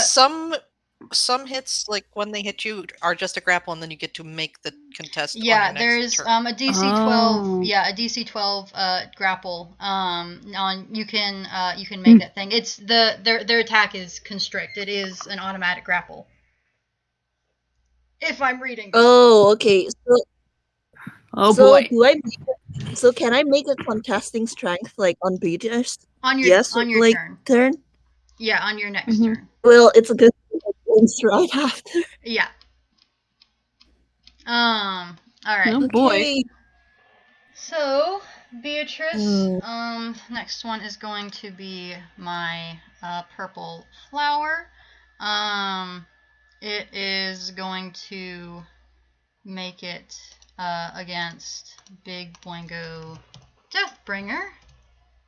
It is going to make all of these. So.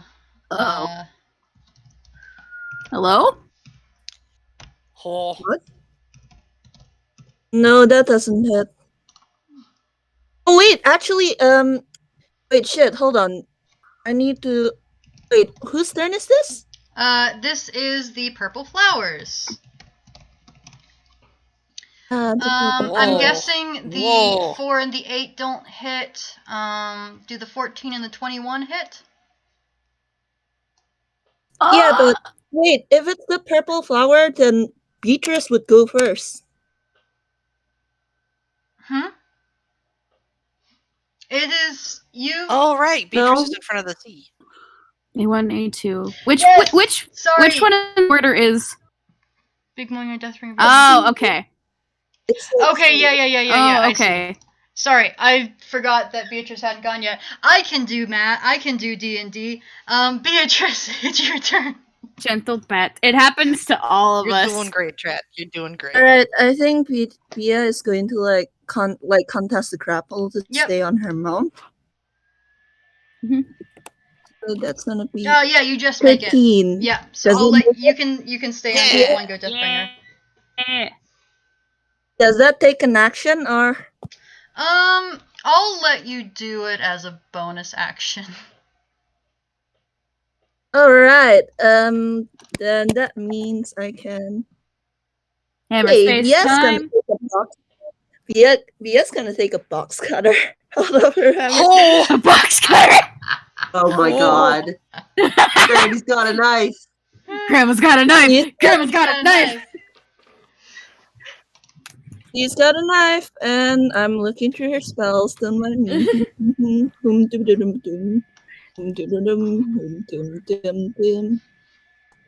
And yes, going to cast. No, but can I use is it possible for me to use something that could be used on a bonus action, as my action instead? You can use it as your action, yes. But you won't have All any right, other so actions. Bia's going. All right, Bia's going to cast Shield of Fate on herself, which increases her AC to 18.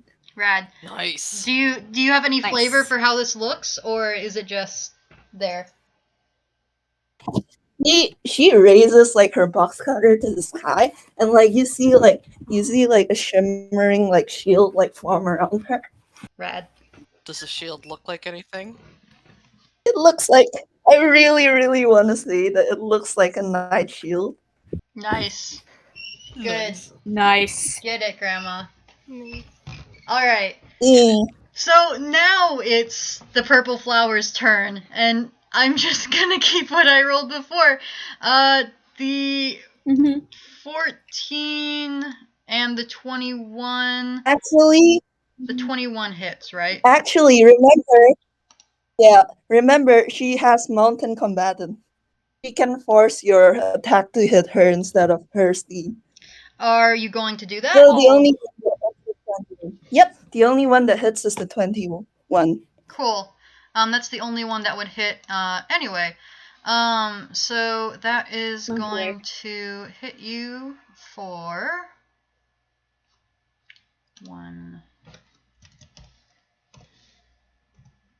1d8. It's going to hit you for 7 necrotic damage. Do you have any resistances? I don't think so. Necrotic? Don't worry about it. I don't think so, no. Alright. What is this plant? How is this plant attacking? What is it? What do its attacks look like?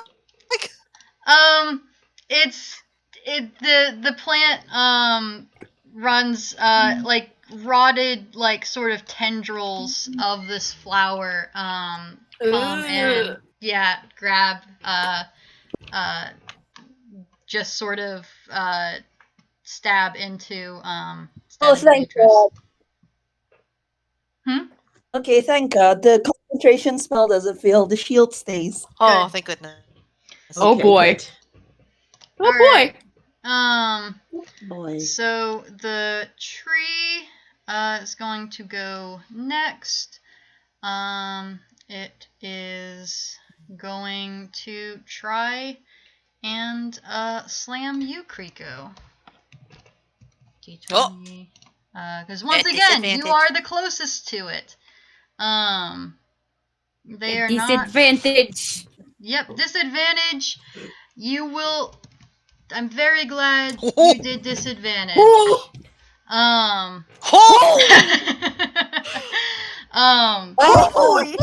So this tree just kind of bends in half, and tries to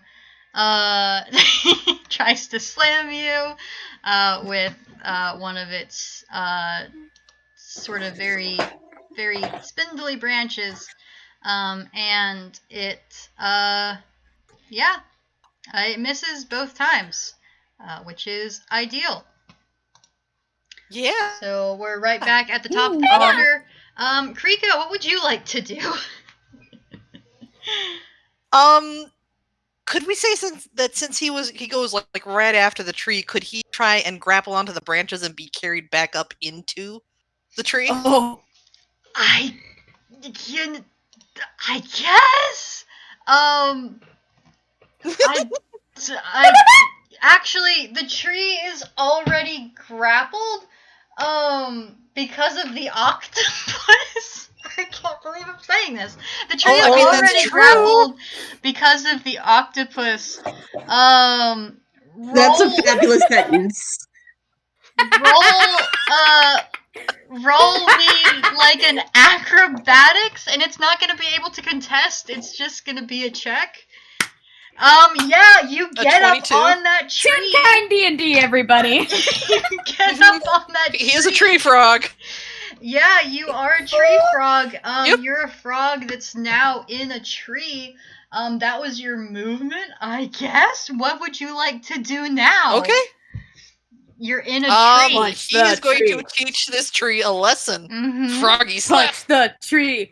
Punch the tree. 19. A 19. 19 will hit the tree. What? Okay. What are you? What are you hitting it with? He's just slapping this thing. Mm-hmm. He's a monk. Mm-hmm. Like, he's ripping leaves off. He's, like, breaking branches. Just like, hiya, hiya. Yep. Froggy kick. 7 damage for the Kreeko first hit. cast hit. Good. Yeah. What damage type is that by chance? It's bludgeoning. Cool. So it only takes 4 damage. Okay. Uh-oh. Because What this tree is this resistant thing? to bludgeoning. I mean, Okay, it's well, made of he's gonna wood. he's gonna keep on slapping. That's a nat 1. Aw. Aw. But it's a plus. Yeah, Aw, that's a nat 1. With a nat 1, with a nat 1, I think the tree shakes you off. Oh. You Oof. make a dex check to see if you can keep on at disadvantage because it was a nat 1. Okay. Dex check. Yeah. Dex check. Dex check. Dex check. Dex check. You can do it. Ah! That's a 10. Oh, 7. Yeah. Oh, that's a 7. So it shakes you off. And you are going to take because this is not a short tree. You are you're gonna take 1d6 bludgeoning damage for falling off of this tree. Okay. Well, Kreeko is not level 5. Yeah. Yeah. The Acme effect does not work unless you're level 5, which is unfortunate. So you're Are gonna we take supposed to max be damage lower from level? that fall, Kreeko. You Ow. land hard. Oh. I should note that Kreeko is level 5. Oh, what? Yeah. Did I not Should he have catch been a lower that? level? I did not catch that. Oh. I did not catch that. He should be level 3. But it's okay. We're rolling with it. Just next gee. game he will be level 3. It's yeah. I will say can't use the Acme effect just for this fight. Okay. Sorry, I didn't catch that That's before fair. we started Yeah. playing. He wouldn't have slow fall anyway, so he will just take the damage. Okay. Yeah. All right. So Harold, you are next. Your friend just climbed the tree and then was thrown out of the tree. There's an octopus And now. splat. Stuff is happening. Okay, Harold is stuck between 2 decisions, so I'm gonna roll a d2 to see what his plan is. Okay, that's a 1. Okay, Harold is he just shouts out, "All right, I'm going after the flower," and because that flower is scary. It just did four attacks in 1 turn. Sure, 3 of them missed, but also that's terrifying. Cool. Yeah. Harold's gonna move to get a better line of sight on it, and he's going to roll hammer space again. Boop boop. That's 2. It just barely makes it. He's pulling out another thumbtack, and he's gonna make another crossbow attack. Alrighty. Boop boop. Yeah. +7. That 25 to hit. That definitely hits. This thing's armor class is not terribly impressive. So yeah, you hit this thing. Go ahead and roll damage. Roll the damage. 14. That's max damage. Cool. My boy. This thing, you basically chop it in half. It does not look good. It looks like it might only have 4 HP left. So, Good golly. it is beyond bruised and withered. Yeah, you chop this plant up real good. You make a salad. Hey, guess what? Yeah. Guess what? Mm-hmm. Action surge, baby. All right. Oh, yes. I'm rolling hammer space again. Oh no. Fumble. Oh, well, crap. Is This the most is fumble why I've we ever play seen in one game? tunes. Fumble. And Harold's got his own fumble He chart. So let's does. see what he pulls out. 6. That is. Okay, so like Harold like reaches in to pull out a thumbtack. Instead, he pulls out a red cape Yes. with a big yellow button on it and a little red mask. And he's like, that's not okay. His villain. Might as well. He Yes. puts on the cape. It is his villain costume, yes, and he's putting on the cape because might as well. Yes. Oh my goodness. All right. So this ends Harold's I love. turn. Yep. Well, Yeah. unfortunate that my action surge just got wasted. It was not wasted. Tragic. It's not. That's not a waste at all. Yeah, fair enough. Oh, that Fair enough. was amazing. Harold is now wearing his villain costume. Yes. Alright. So, yeah, it is, Thorny Flowers. They are going to go for, I think, Harold, you moved kind of closer to them now, and, they are, Yeah. yeah, Yeah. 20. By the way, I should probably stress. Don't forget, Croak, Kreeko, and Errol that you still have that +5 hit points. Yeah. Oh yeah, that was very helpful. That was very Mhm. helpful. Yeah. Oh boy. None of these enemies have moved within 10 feet of me, have they? Not yet. Dang. Yeah, not yet. Everyone else has been moving towards them.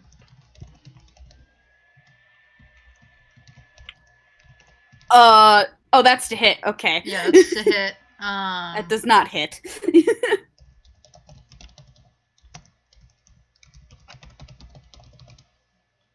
And that does not hit either. So, yep, the two, Thorny Plants, go to, make an attack, and it does not, it does not. He has 18 armor class right now, and he'll just force you to attack her instead of a rabbit steed. Yeah. And the Thorny Plant 1 gains 5 hit points of damage. I mean, of health. What? What? Sorry about it. Sometimes enemies just regenerate. It's okay. What? Normal and fine. It's fine. It's normal and fine. We're having a time. It's fine. Errol, it's your turn. Errol, do you wanna maybe grab for something again, or Yep. I think it's time to try once more on this freaking. Please. Oh my god. Yes! Yeah! You pull it out real good. Yeah. It's like. So things have gotten increasingly chaotic as it's gone on, and there's a lot of things attacking other things, and Errol has mostly contributed an octopus to the equation. And a butter knife. So he's just And a bread knife. the butter. Yes, and then he just decides, you know what? This is so frustrating. He came because he wanted to help these people out, and now in their attempt to find something nice for him, they've got put in danger. That really pisses him off. This happens. Errol's gonna rage. Yeah. And then he reaches into his hammer face and pulls. He Angie. He pulls out something glowing.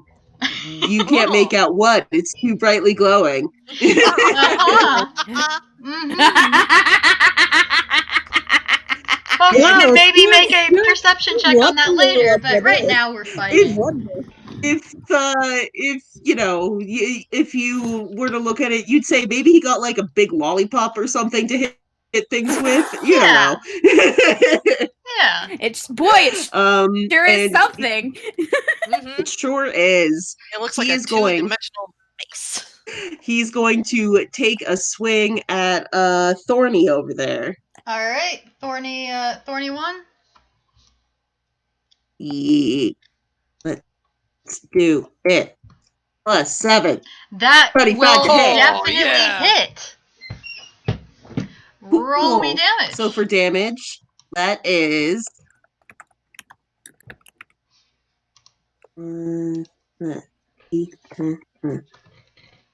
6. That's 15, and also it takes an additional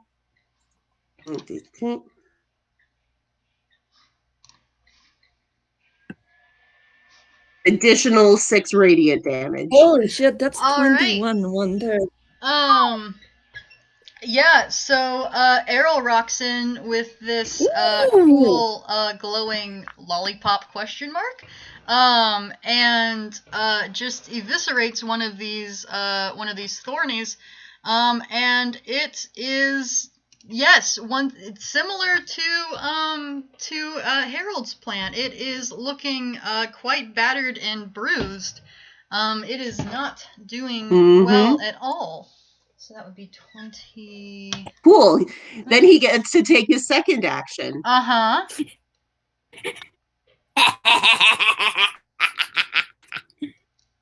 That will also Unleash fury.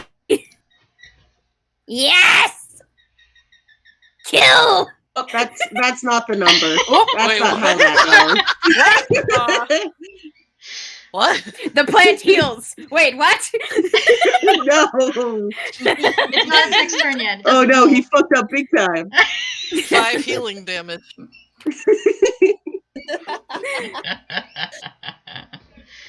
Oh god.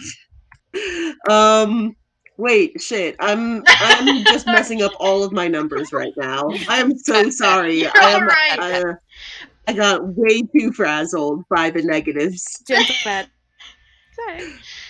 14 more damage. Oh! I'm gonna be real Okay. with you, Chief.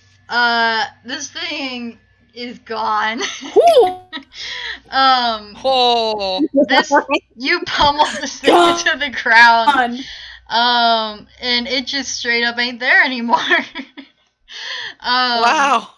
And he says, Cool. "It's time you go back to your roots." Hey! Yay! Hey, Well, Yuni. by the way- Hey, Yuni. Up in the background, hair in the background, just going. Yeah! Yuni. Hey, Yuni. Hey, Yuni. What? What? Hey, Yuni. Bia takes a What? look at like Larry attacking Errol attacking twice, and the big glowing weapon, which is glowing with radiance, and she says, "Oh, a paladin of Larry." yeah.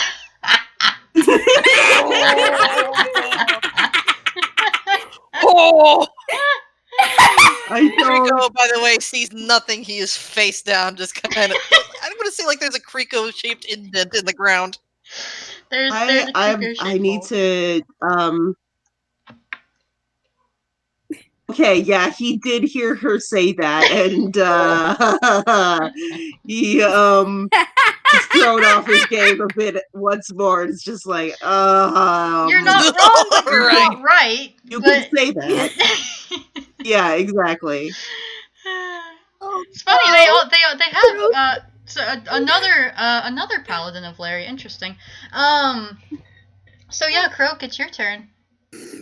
Go bird, go. Hi, what things looks the most healthiest? Well, currently you have an untouched thorny plant, 2 untouched viney plants. You have that tree, which has taken damage, but it's also massive. And there is the purple flower that Harold is facing off against, now very heroically in his cape. That's looking very bad.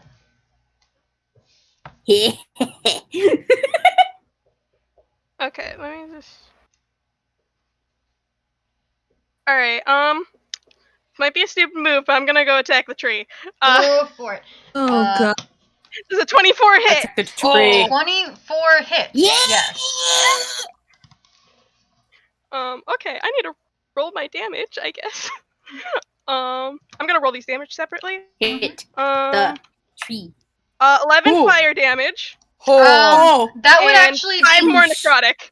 that would actually be 22 fire damage and 5 necrotic. Oh. Because this That thing would be is vulnerable to 27, fire.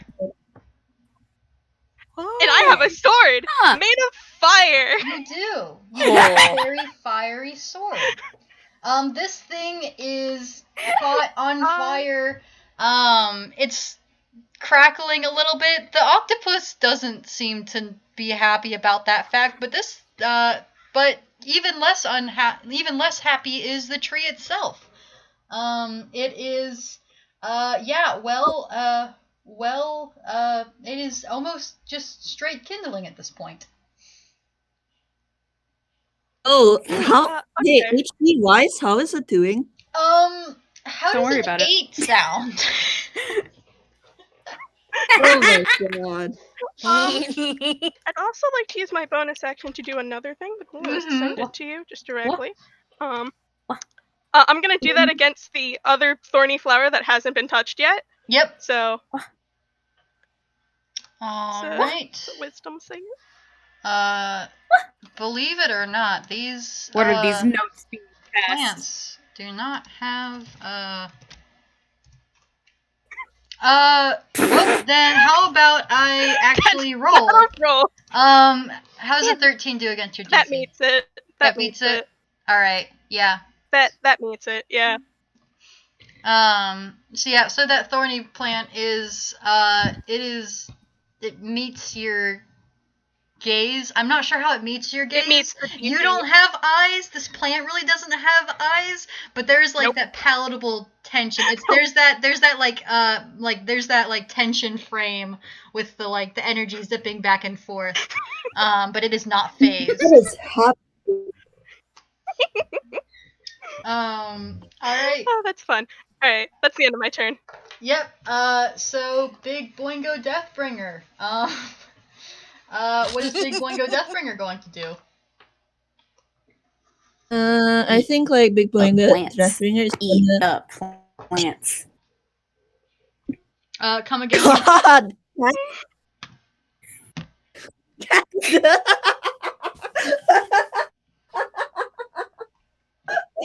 Hold on, let's You alright there, Vamp?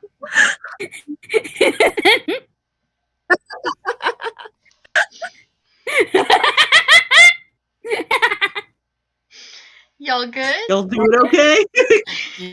Can answer me. Can Big Boingo eat one?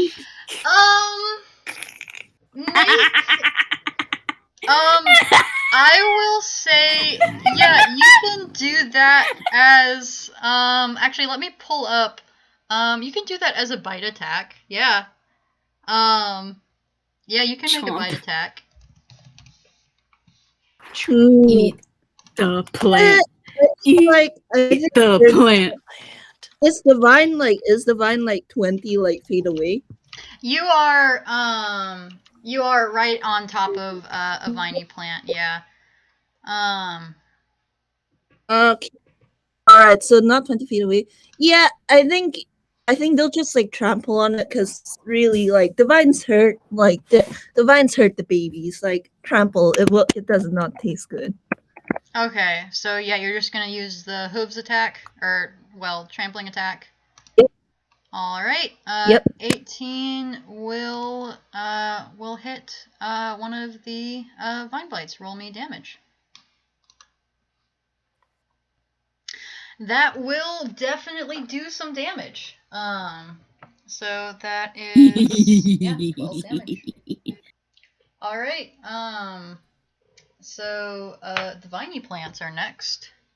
They are not super enthused. The one that you just trampled is going to actually try and go for Big Boingo Deathbringer. It's going to do. Whoop! Don't close that one. That's going to be a 21. Are you going to redirect, Beatrice? How much damage does the plant do? Out of curiosity, like last time. Last time it was 2d6 plus 2, and it grapples. 6 plus 2. Yeah. Bia's gonna redirect. Okay. I'm guessing a 21 is not going to thing. That was not terribly much. It hit you for 5 damage, Beatrice. Gotcha, Hobby. And it is going to grapple you again on your next turn. It can go for you. This next one is going to go for Croak. Does a 22 hit you, little bird? Aw. Yeah. Oh. Cool. Yeah, it sure does. Oh. So yeah, it's going to get you for 13, almost max damage, and you are grappled now. Hold on, I need to do. Wait, did it start its turn in range of me? You were attacking the tree. I don't think it started. I think it moved to attack you. Would it? Okay. Could I use my reaction? I believe so. For Halo Spores. Yeah. Is it specified as a Is it a reaction that you can do when someone attacks you? It's when someone moves within 10 feet of me or starts their turn there. Okay, yeah. So it needs to make a con save. That would be does a 9 do it? No. Oh. No. Alright, take 3 damage. So it'll take 3 damage, but it does still do the 13 damage on you, and you are grappled. 13. Okay. Remember those 5 temporary hit points that Beatrice gave all of the children. Alright. Croak still looks fine. Croak looks fine. Croak looks fine. It's Bia's turn. Yeah, it's Beatrice's turn. She's not gonna contest the grapple, actually. She's just gonna use her bonus action and cast a spell. Okay. She's gonna cast Misty Escape and just like poof out of like the grapple and Nice. like further down onto Big Boingo Deathbringer. Mm-hmm. And she's gonna attack the vines. The one that is that was attacking you, or the one that got Croak? Is Croak grappled? Croak is grappled, yes. The thing is, with how mounting steeds work, and because it's an uncontrollable mount, she literally can't go towards Croak. Mm-hmm. So she's gonna attack the one that tried grappling her instead. Then let me just roll that. 12 As is a 12 hit? 12 is it meets, it beats, it just barely hits it. All right, 12 hits and roll 12 meets and roll. Okay. Can you tell I've never played a paladin before?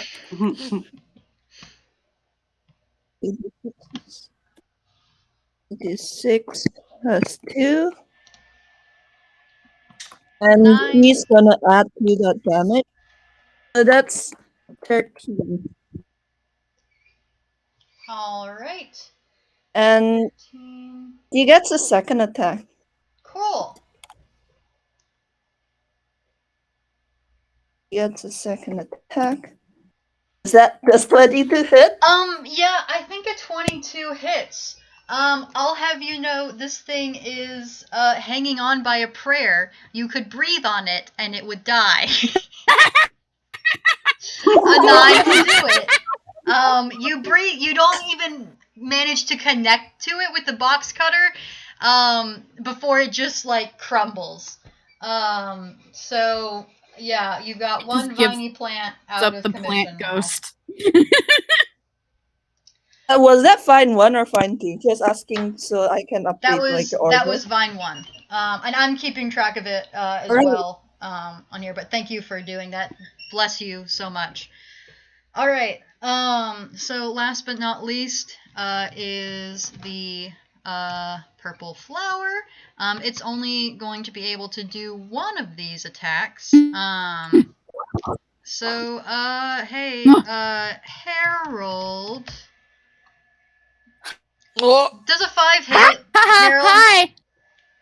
Yeah, it is. No. It's it's intimidated by your really good villain costume, and it whiffs. It misses you. That Thorny didn't take damage. The vine bites. Good. It's the 3-star. Yep. All right. So we're back at the top of the order. With Kreeko, my dear. Would you like to peel yourself out of the frog-shaped crater? Is the tree down? The tree is super down. Croak came on in and basically just completely murked this thing. Creek showed up and this tree just died. This tree is super dead. It's okay, yeah. Dead than dead. Well, Kreeko equips his short sword, which is a modified box cutter blade, and then uses half his movement to peel himself out of the hole. Gets up, ready to fight the tree, sees that it's gone, and is like, oh.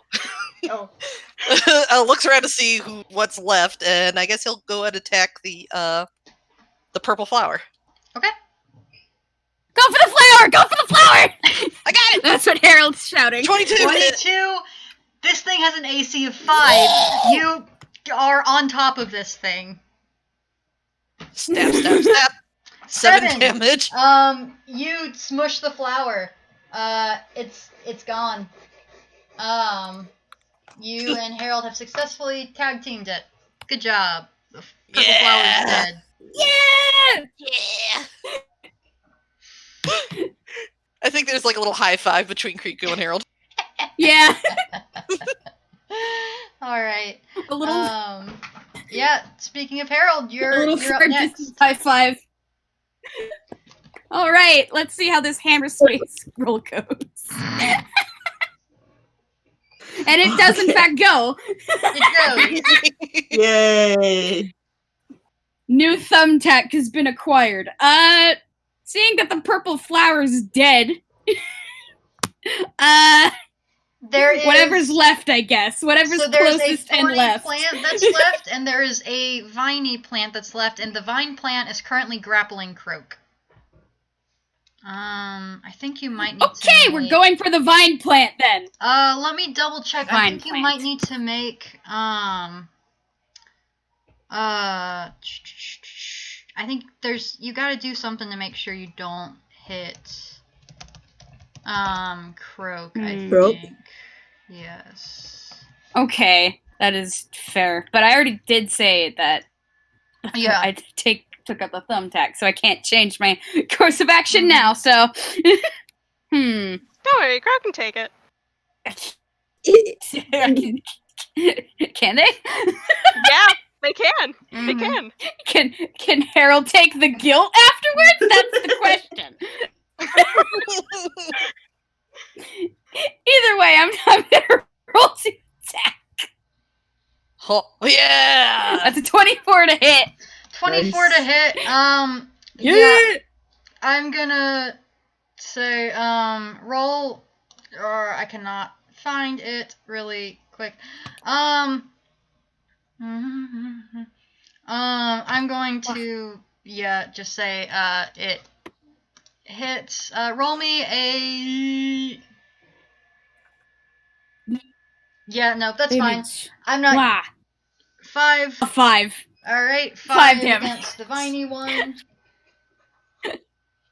5 full damage. 5 Nice. whole damage. Another nat 1 on damage. No. Another He's nat just one. a little dusty bun trying It is his the best. nature of Dice Parser. Mhm. He's just He's trying doing his best, even though Dice Parser bullies him sometimes. He is, and we love him.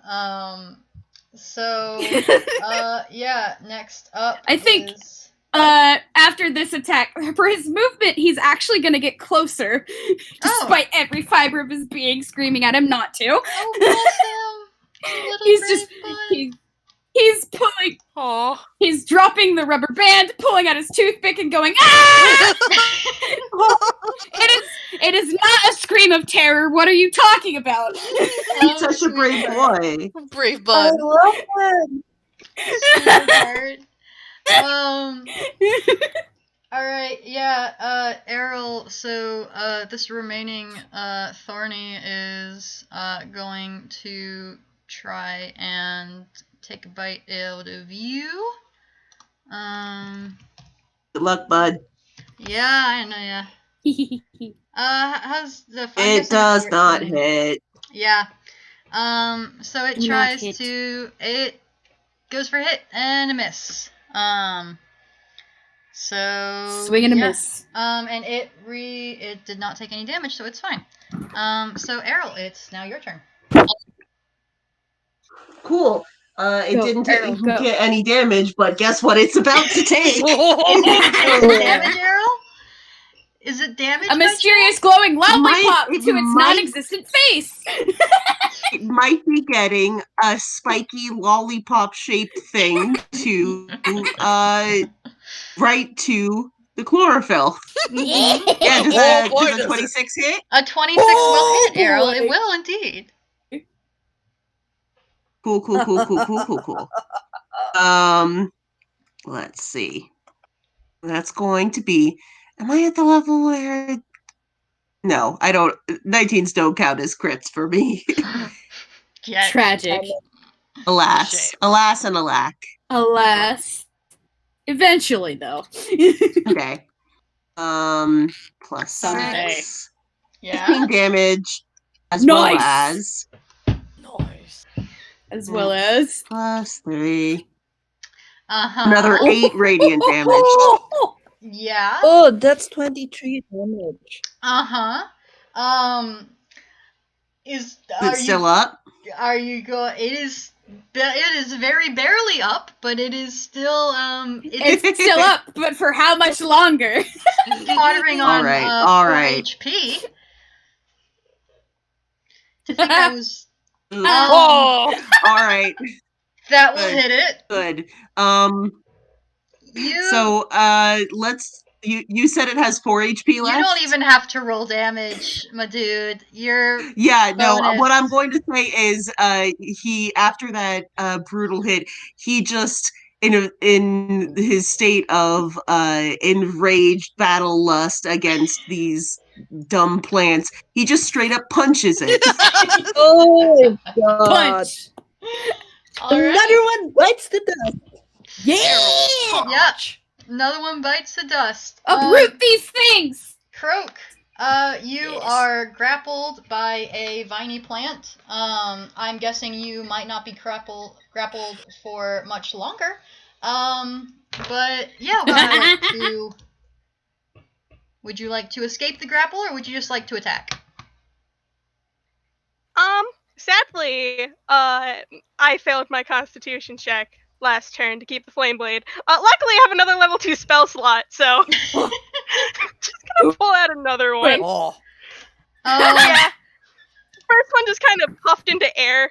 They just break off another stick and set it on fire again. So, Is that yeah. an action or a bonus just gonna- action? it's a bonus action. Okay. So, yeah. And then I'm Bonk. just gonna whack it. 14? Wait, have you like done a contesting strength yet? I'm not breaking this grapple. Yeah, that does a bonk. That hits it. That's fair. That's right. 3d6. Yeah, 13. And then another 4 necrotic damage. Cool. Let me do some math real quick. 12. Did you? You just lit the thing that's grappling you on fire. Yeah, Yeah. I did. It's Not very Croak? smart. Croak is not very Baby smart. Croak? Anyway, Sweetheart? so Croak is now sitting in a fiery pile of vines that frankly isn't even alive enough to be considered alive. And Big Boingo Deathbringer, it's your turn.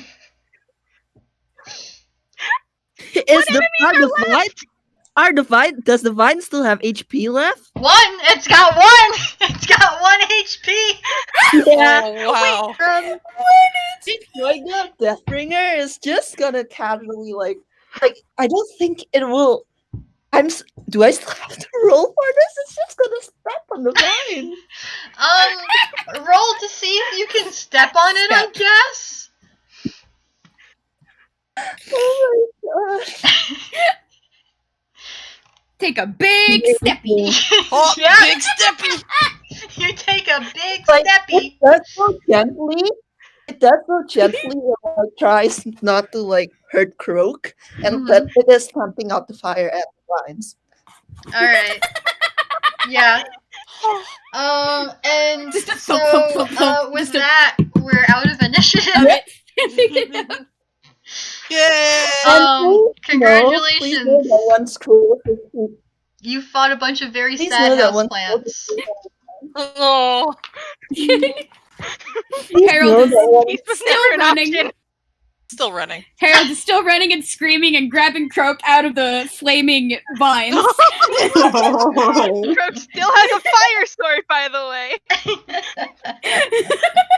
Oh god, Harold's been to dust. It's And fine. Don't worry about And it. it's very warm.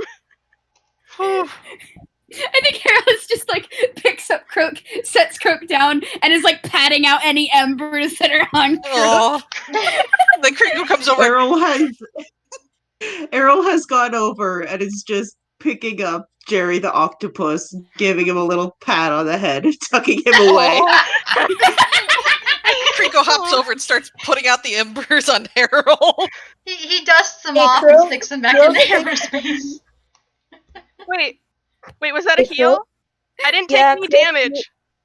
Oh, not Kreeko then. Oh, I didn't take any actual damage.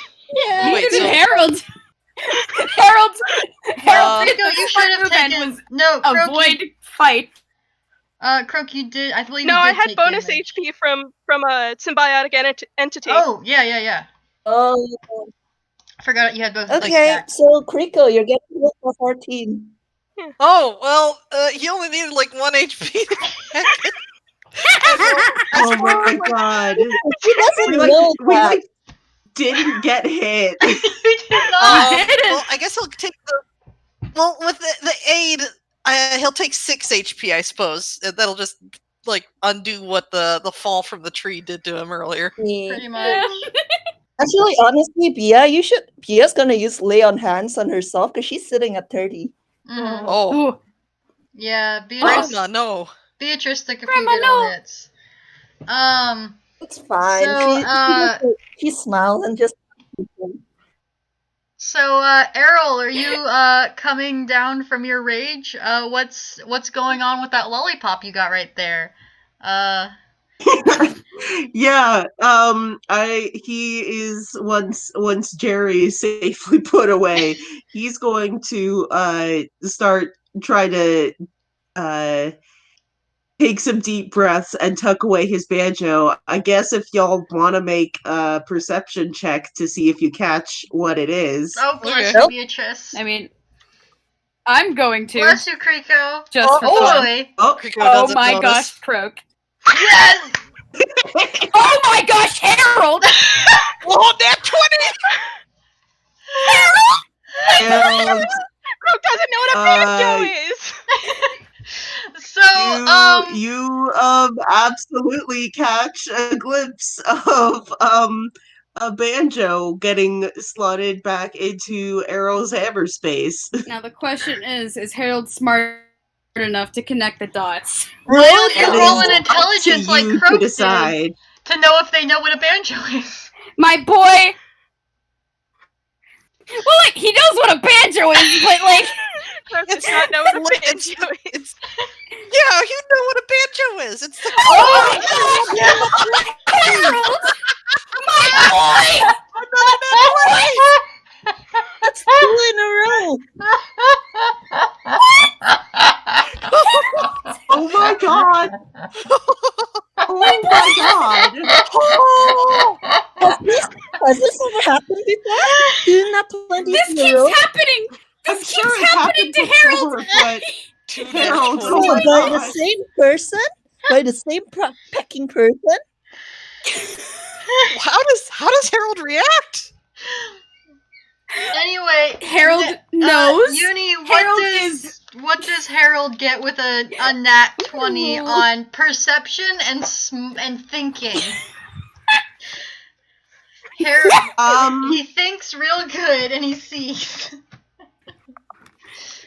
Well, he might have heard B's claim earlier that it's another paladin of Larry, and so he might be like, oh wow, he's even got himself a cool replica, He's or super Wait a into second. cosplay. or he might be just like having some question marks put up because, like, wouldn't that mean? No, that couldn't be it. But it sort of no, it doesn't make any sense. That can't be it. That could never be it. But what if it was? But What if God was one of us? yeah. There's a lot of things about this mysterious tune that are very strange, Abby, and what they I'm could just feasibly be explained one way, but I'm just it's gonna- up to Harold if he's willing to entertain that notion. I'm just gonna deception. Yeah, 25. deception. If Harold is realized, he makes no show of it. What is Harold thinking? Please know internally, Harold is going through so many existential crises. Oh, honey. Wait, what does Harold think, though? Does he think this is a paladin? Does he think this is Yeah, God? what is? He's whatever he's Which is thinking. He's definitely overthinking. Is it just like 404? Harold's not found? He doesn't know, and at this point, he's too afraid to ask. Both answers are terrifying. Oh. There's no good answer. My boy.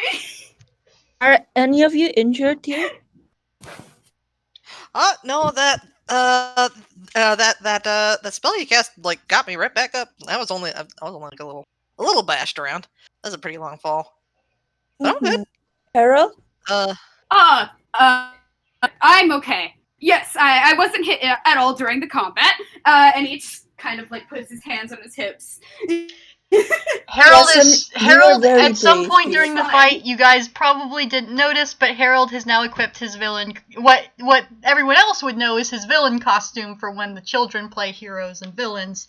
But Errol, as far as you know, the Dust Bunny is now just wearing a little red mask and a little red cape with a little yellow button connecting it at the front, and he's standing very heroically. Does Harold have a villain name? This is my ass-kicking outfit. Pretty much. Yes, sweetheart. Yes, Harold, sweetheart. You did very well. You were very brave, and you look incredibly dashing right now. Oh gosh, okay. Yeah. Kreeko's like he's grinning kind of, and like blushing a little elbowing. and like rubbing the back of his little dusty neck. Kreeko's absolutely grinning and like elbowing Harold. Like, yeah. Errol gives him a thumbs up. Well, you guys were pretty cool too. Yeah. Yeah. Anyone wanna take a look at the bird that just completely eviscerated Yeah! two of your enemies? That's just kind Yeah, of let me sitting get there to right it. now. Let me get to it. Let me get to it, Chad. Jeez. Like, she turns throat and is just, dear heart, darling, what about you? That was a nasty grapple you took there. Well, Croak's looking so fine. They're still at plus 4 HP. They still have a Burnt glowy and effect shiny. going on. With like Aw. a little like, it's a shower of particles in front of their face, and they're still holding a fire sword. But yeah, they're doing fine. She does take a look at the fire sword and it's just like, if you would not mind, Croak, could you get could you turn the flames off? I would hate for an accident to happen. Yeah. They hold up their little wing hand and they shake the fire out, and all they have left is just like a charred stick. Aw. And Errol, are you alright? Oh yeah, those guys didn't even touch me.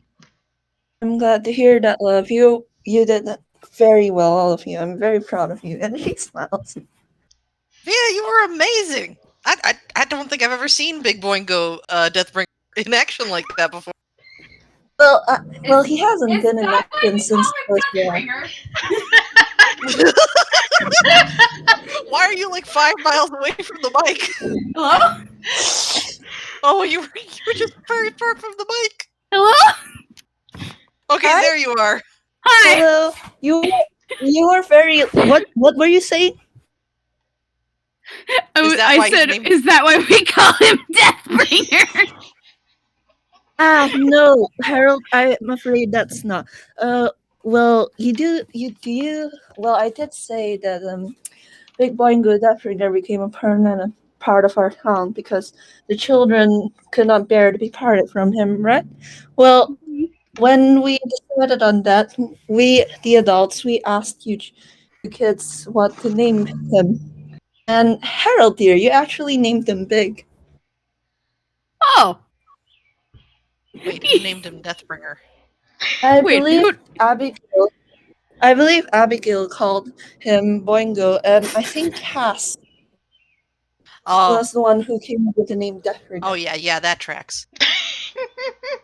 Huh. I should meet Cass sometime. You should. She's great.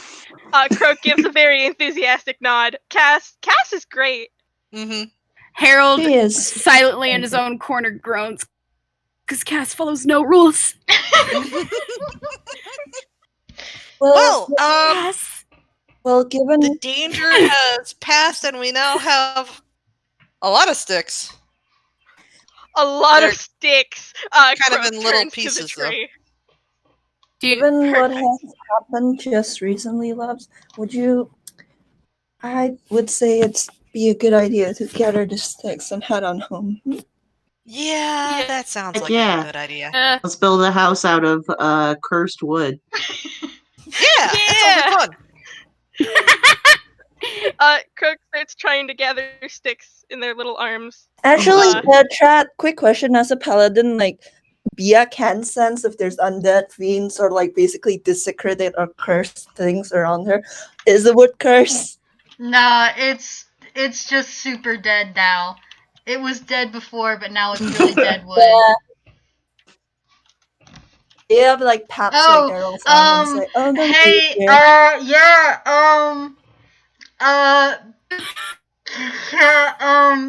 Beatrice, so do you intentionally, so you intentionally do that, right? You use your You what? you try to sense the presence of any undead, celestial, fae, etc. Divine right? sense. Cool. No, it's automatic. Oh wait, actually, it's intentional. Yeah. Yeah. Cool.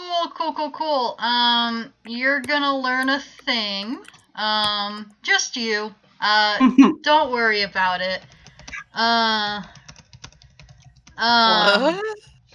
But yeah, it's fine. Don't worry about it, audience.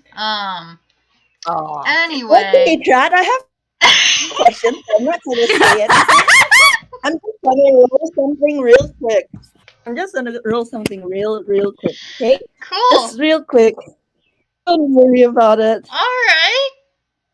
Mhm. Okay, 7. Yeah, like Bia's like just looking around and like pursuing the sticks, and you guys do like see like the lines of her shoulder actually tense and she stiffens a bit before she shakes her head. Cool. You okay, Bia? Are the sticks cursed? Bia, are the sticks cursed? No, Are the no, sticks not Cursed! Croak No, now has a no. handful of sticks. no, nothing like that. Darling, sweethearts, children, calm down. Nothing like that. It's fine. I suppose I'm a bit tired. That's all. It's been a Oh. while since I've been in the flat. Oh, okay, Bia. You climb on top of Big, and we'll gather the sticks. You just rest. Don't worry, She we got rests this. her hands on her Gross. hips. Well, this old lady still has some strength left in her, Kreeko. I can carry my own weight. Are you saying you want a race? No, I I'm saying give me some sticks and I'll carry them back. Oh, fine. Nobody ever wants to race. did in fact roll hammer space, and Harold is in fact bringing out snacks. Snacks! Yes! Little cookies Oh my Yay. that he god. made himself. Oh, that's so good. Incredible. We all Alright, had passing a it big out to run. Now everybody. it's juice and cookie time. It's Yep. now Exactly. Cookie time. This seems to be a trend with the tinies. You guys gather up sticks. There are now several big empty flower pots. If you would like to grab one of those. But if you just want to go for sticks, you can do that as well. If you want to maybe look around for any other materials. Are there any flower pots that are bigger than Harold's current house? Yeah. Well, the tree pot is much bigger. I'd say the other ones are maybe slightly bigger or like roughly the same size. But the biggest one is the pot that the tree was in, which if you guys are still looking for a house for Errol, that would work. If you guys want to look around the area for any other objects that you're getting along with like sticks and stuff, you can. Or you can just head on home with a bunch of sticks. I think Bia might pop like big boy and good. Okay, I can finally like say his name without laughing. He is going to pop big boy and good Deathbringer and like like blind at like the tree flower pot, and the hare's gonna like try and get like the pot out of like the tree, like get the pot free from the tree and like carry it. Mm-hmm. Okay. Yeah. I think Kreeko's going to retrieve some of the dirt, because kind of hard to get dirt. Mm-hmm. But also twigs, leaves. That's like larger leaves, that sort of Croak thing. is very small. Harold's and they gonna don't collect have as many. hammers. Harold is gonna help with the hammer space for Croak. He's gonna offer to carry many sticks for Croak. Croak is just a real kind So person. please, like in the background, please picture like the two of them systematically going to all the trees and Harold just sticking all the sticks into his dust. Croak hands Harold a stick. Harold puts the stick in his hammer space. Croak hands Harold the stick. Harold puts the stick in his hammer space. Croak hands Harold a stick. And so on and so forth. Errol, is there anything you would like to do as everyone's wrapping up and getting ready to go back home? He's gonna do one more scan around the area because, hey, I don't know if y'all noticed that was weird. He's gonna do you roll a 12. 12 on perception. You Yeah. roll a 12. Nothing else seems super weird. You find what looks to be some definitely not Lincoln logs. And like a yogurt container. Oh. Like one of those big yogurt containers, but that's about it. Lincoln logs are useful. Mm-hmm. Absolutely. He'll grab up those bad boys, and just be like, "Well, this was weird." But also, It was a little weird, yes. Yeah. Moving plants, that doesn't usually happen, does it, Croak? Croak thinks for a moment. I'm gonna roll nature this time. Oh boy. 14. Pretty sure that's not normal. Yeah. Croak takes a moment and then just kind of shakes their head. Yes, that is Well, strange. even though that was weird and a little bit worrying, I did also get to learn that you guys are kind of badasses. That's neat. Oh, stop that. I'm just a little Kreeko baby. is now blushing and rubbing the back of his. Croak has no idea what that means. They look proud regardless. It's a good thing, Croak. It's a good thing. Croak nods, and they kind of like puff up a little bit, but like not angrily this time. Oh. All right. So Oh, bless. Yes. with I think that, Harold's just a little quiet at the moment. oh, I Harold think is bypassing I think- the opportunity to preen. That is, yeah. Okay. Okay. I'd like to have Kreeko, his friend, do a little insight. 16! Seeing that Harold's a little quiet. Some insight. Some insight.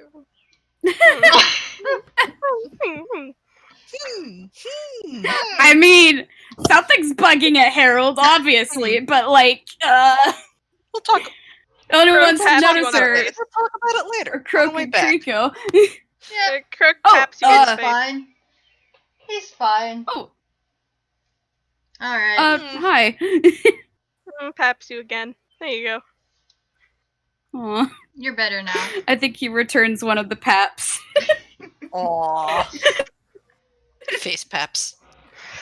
All Here's right. what ails you.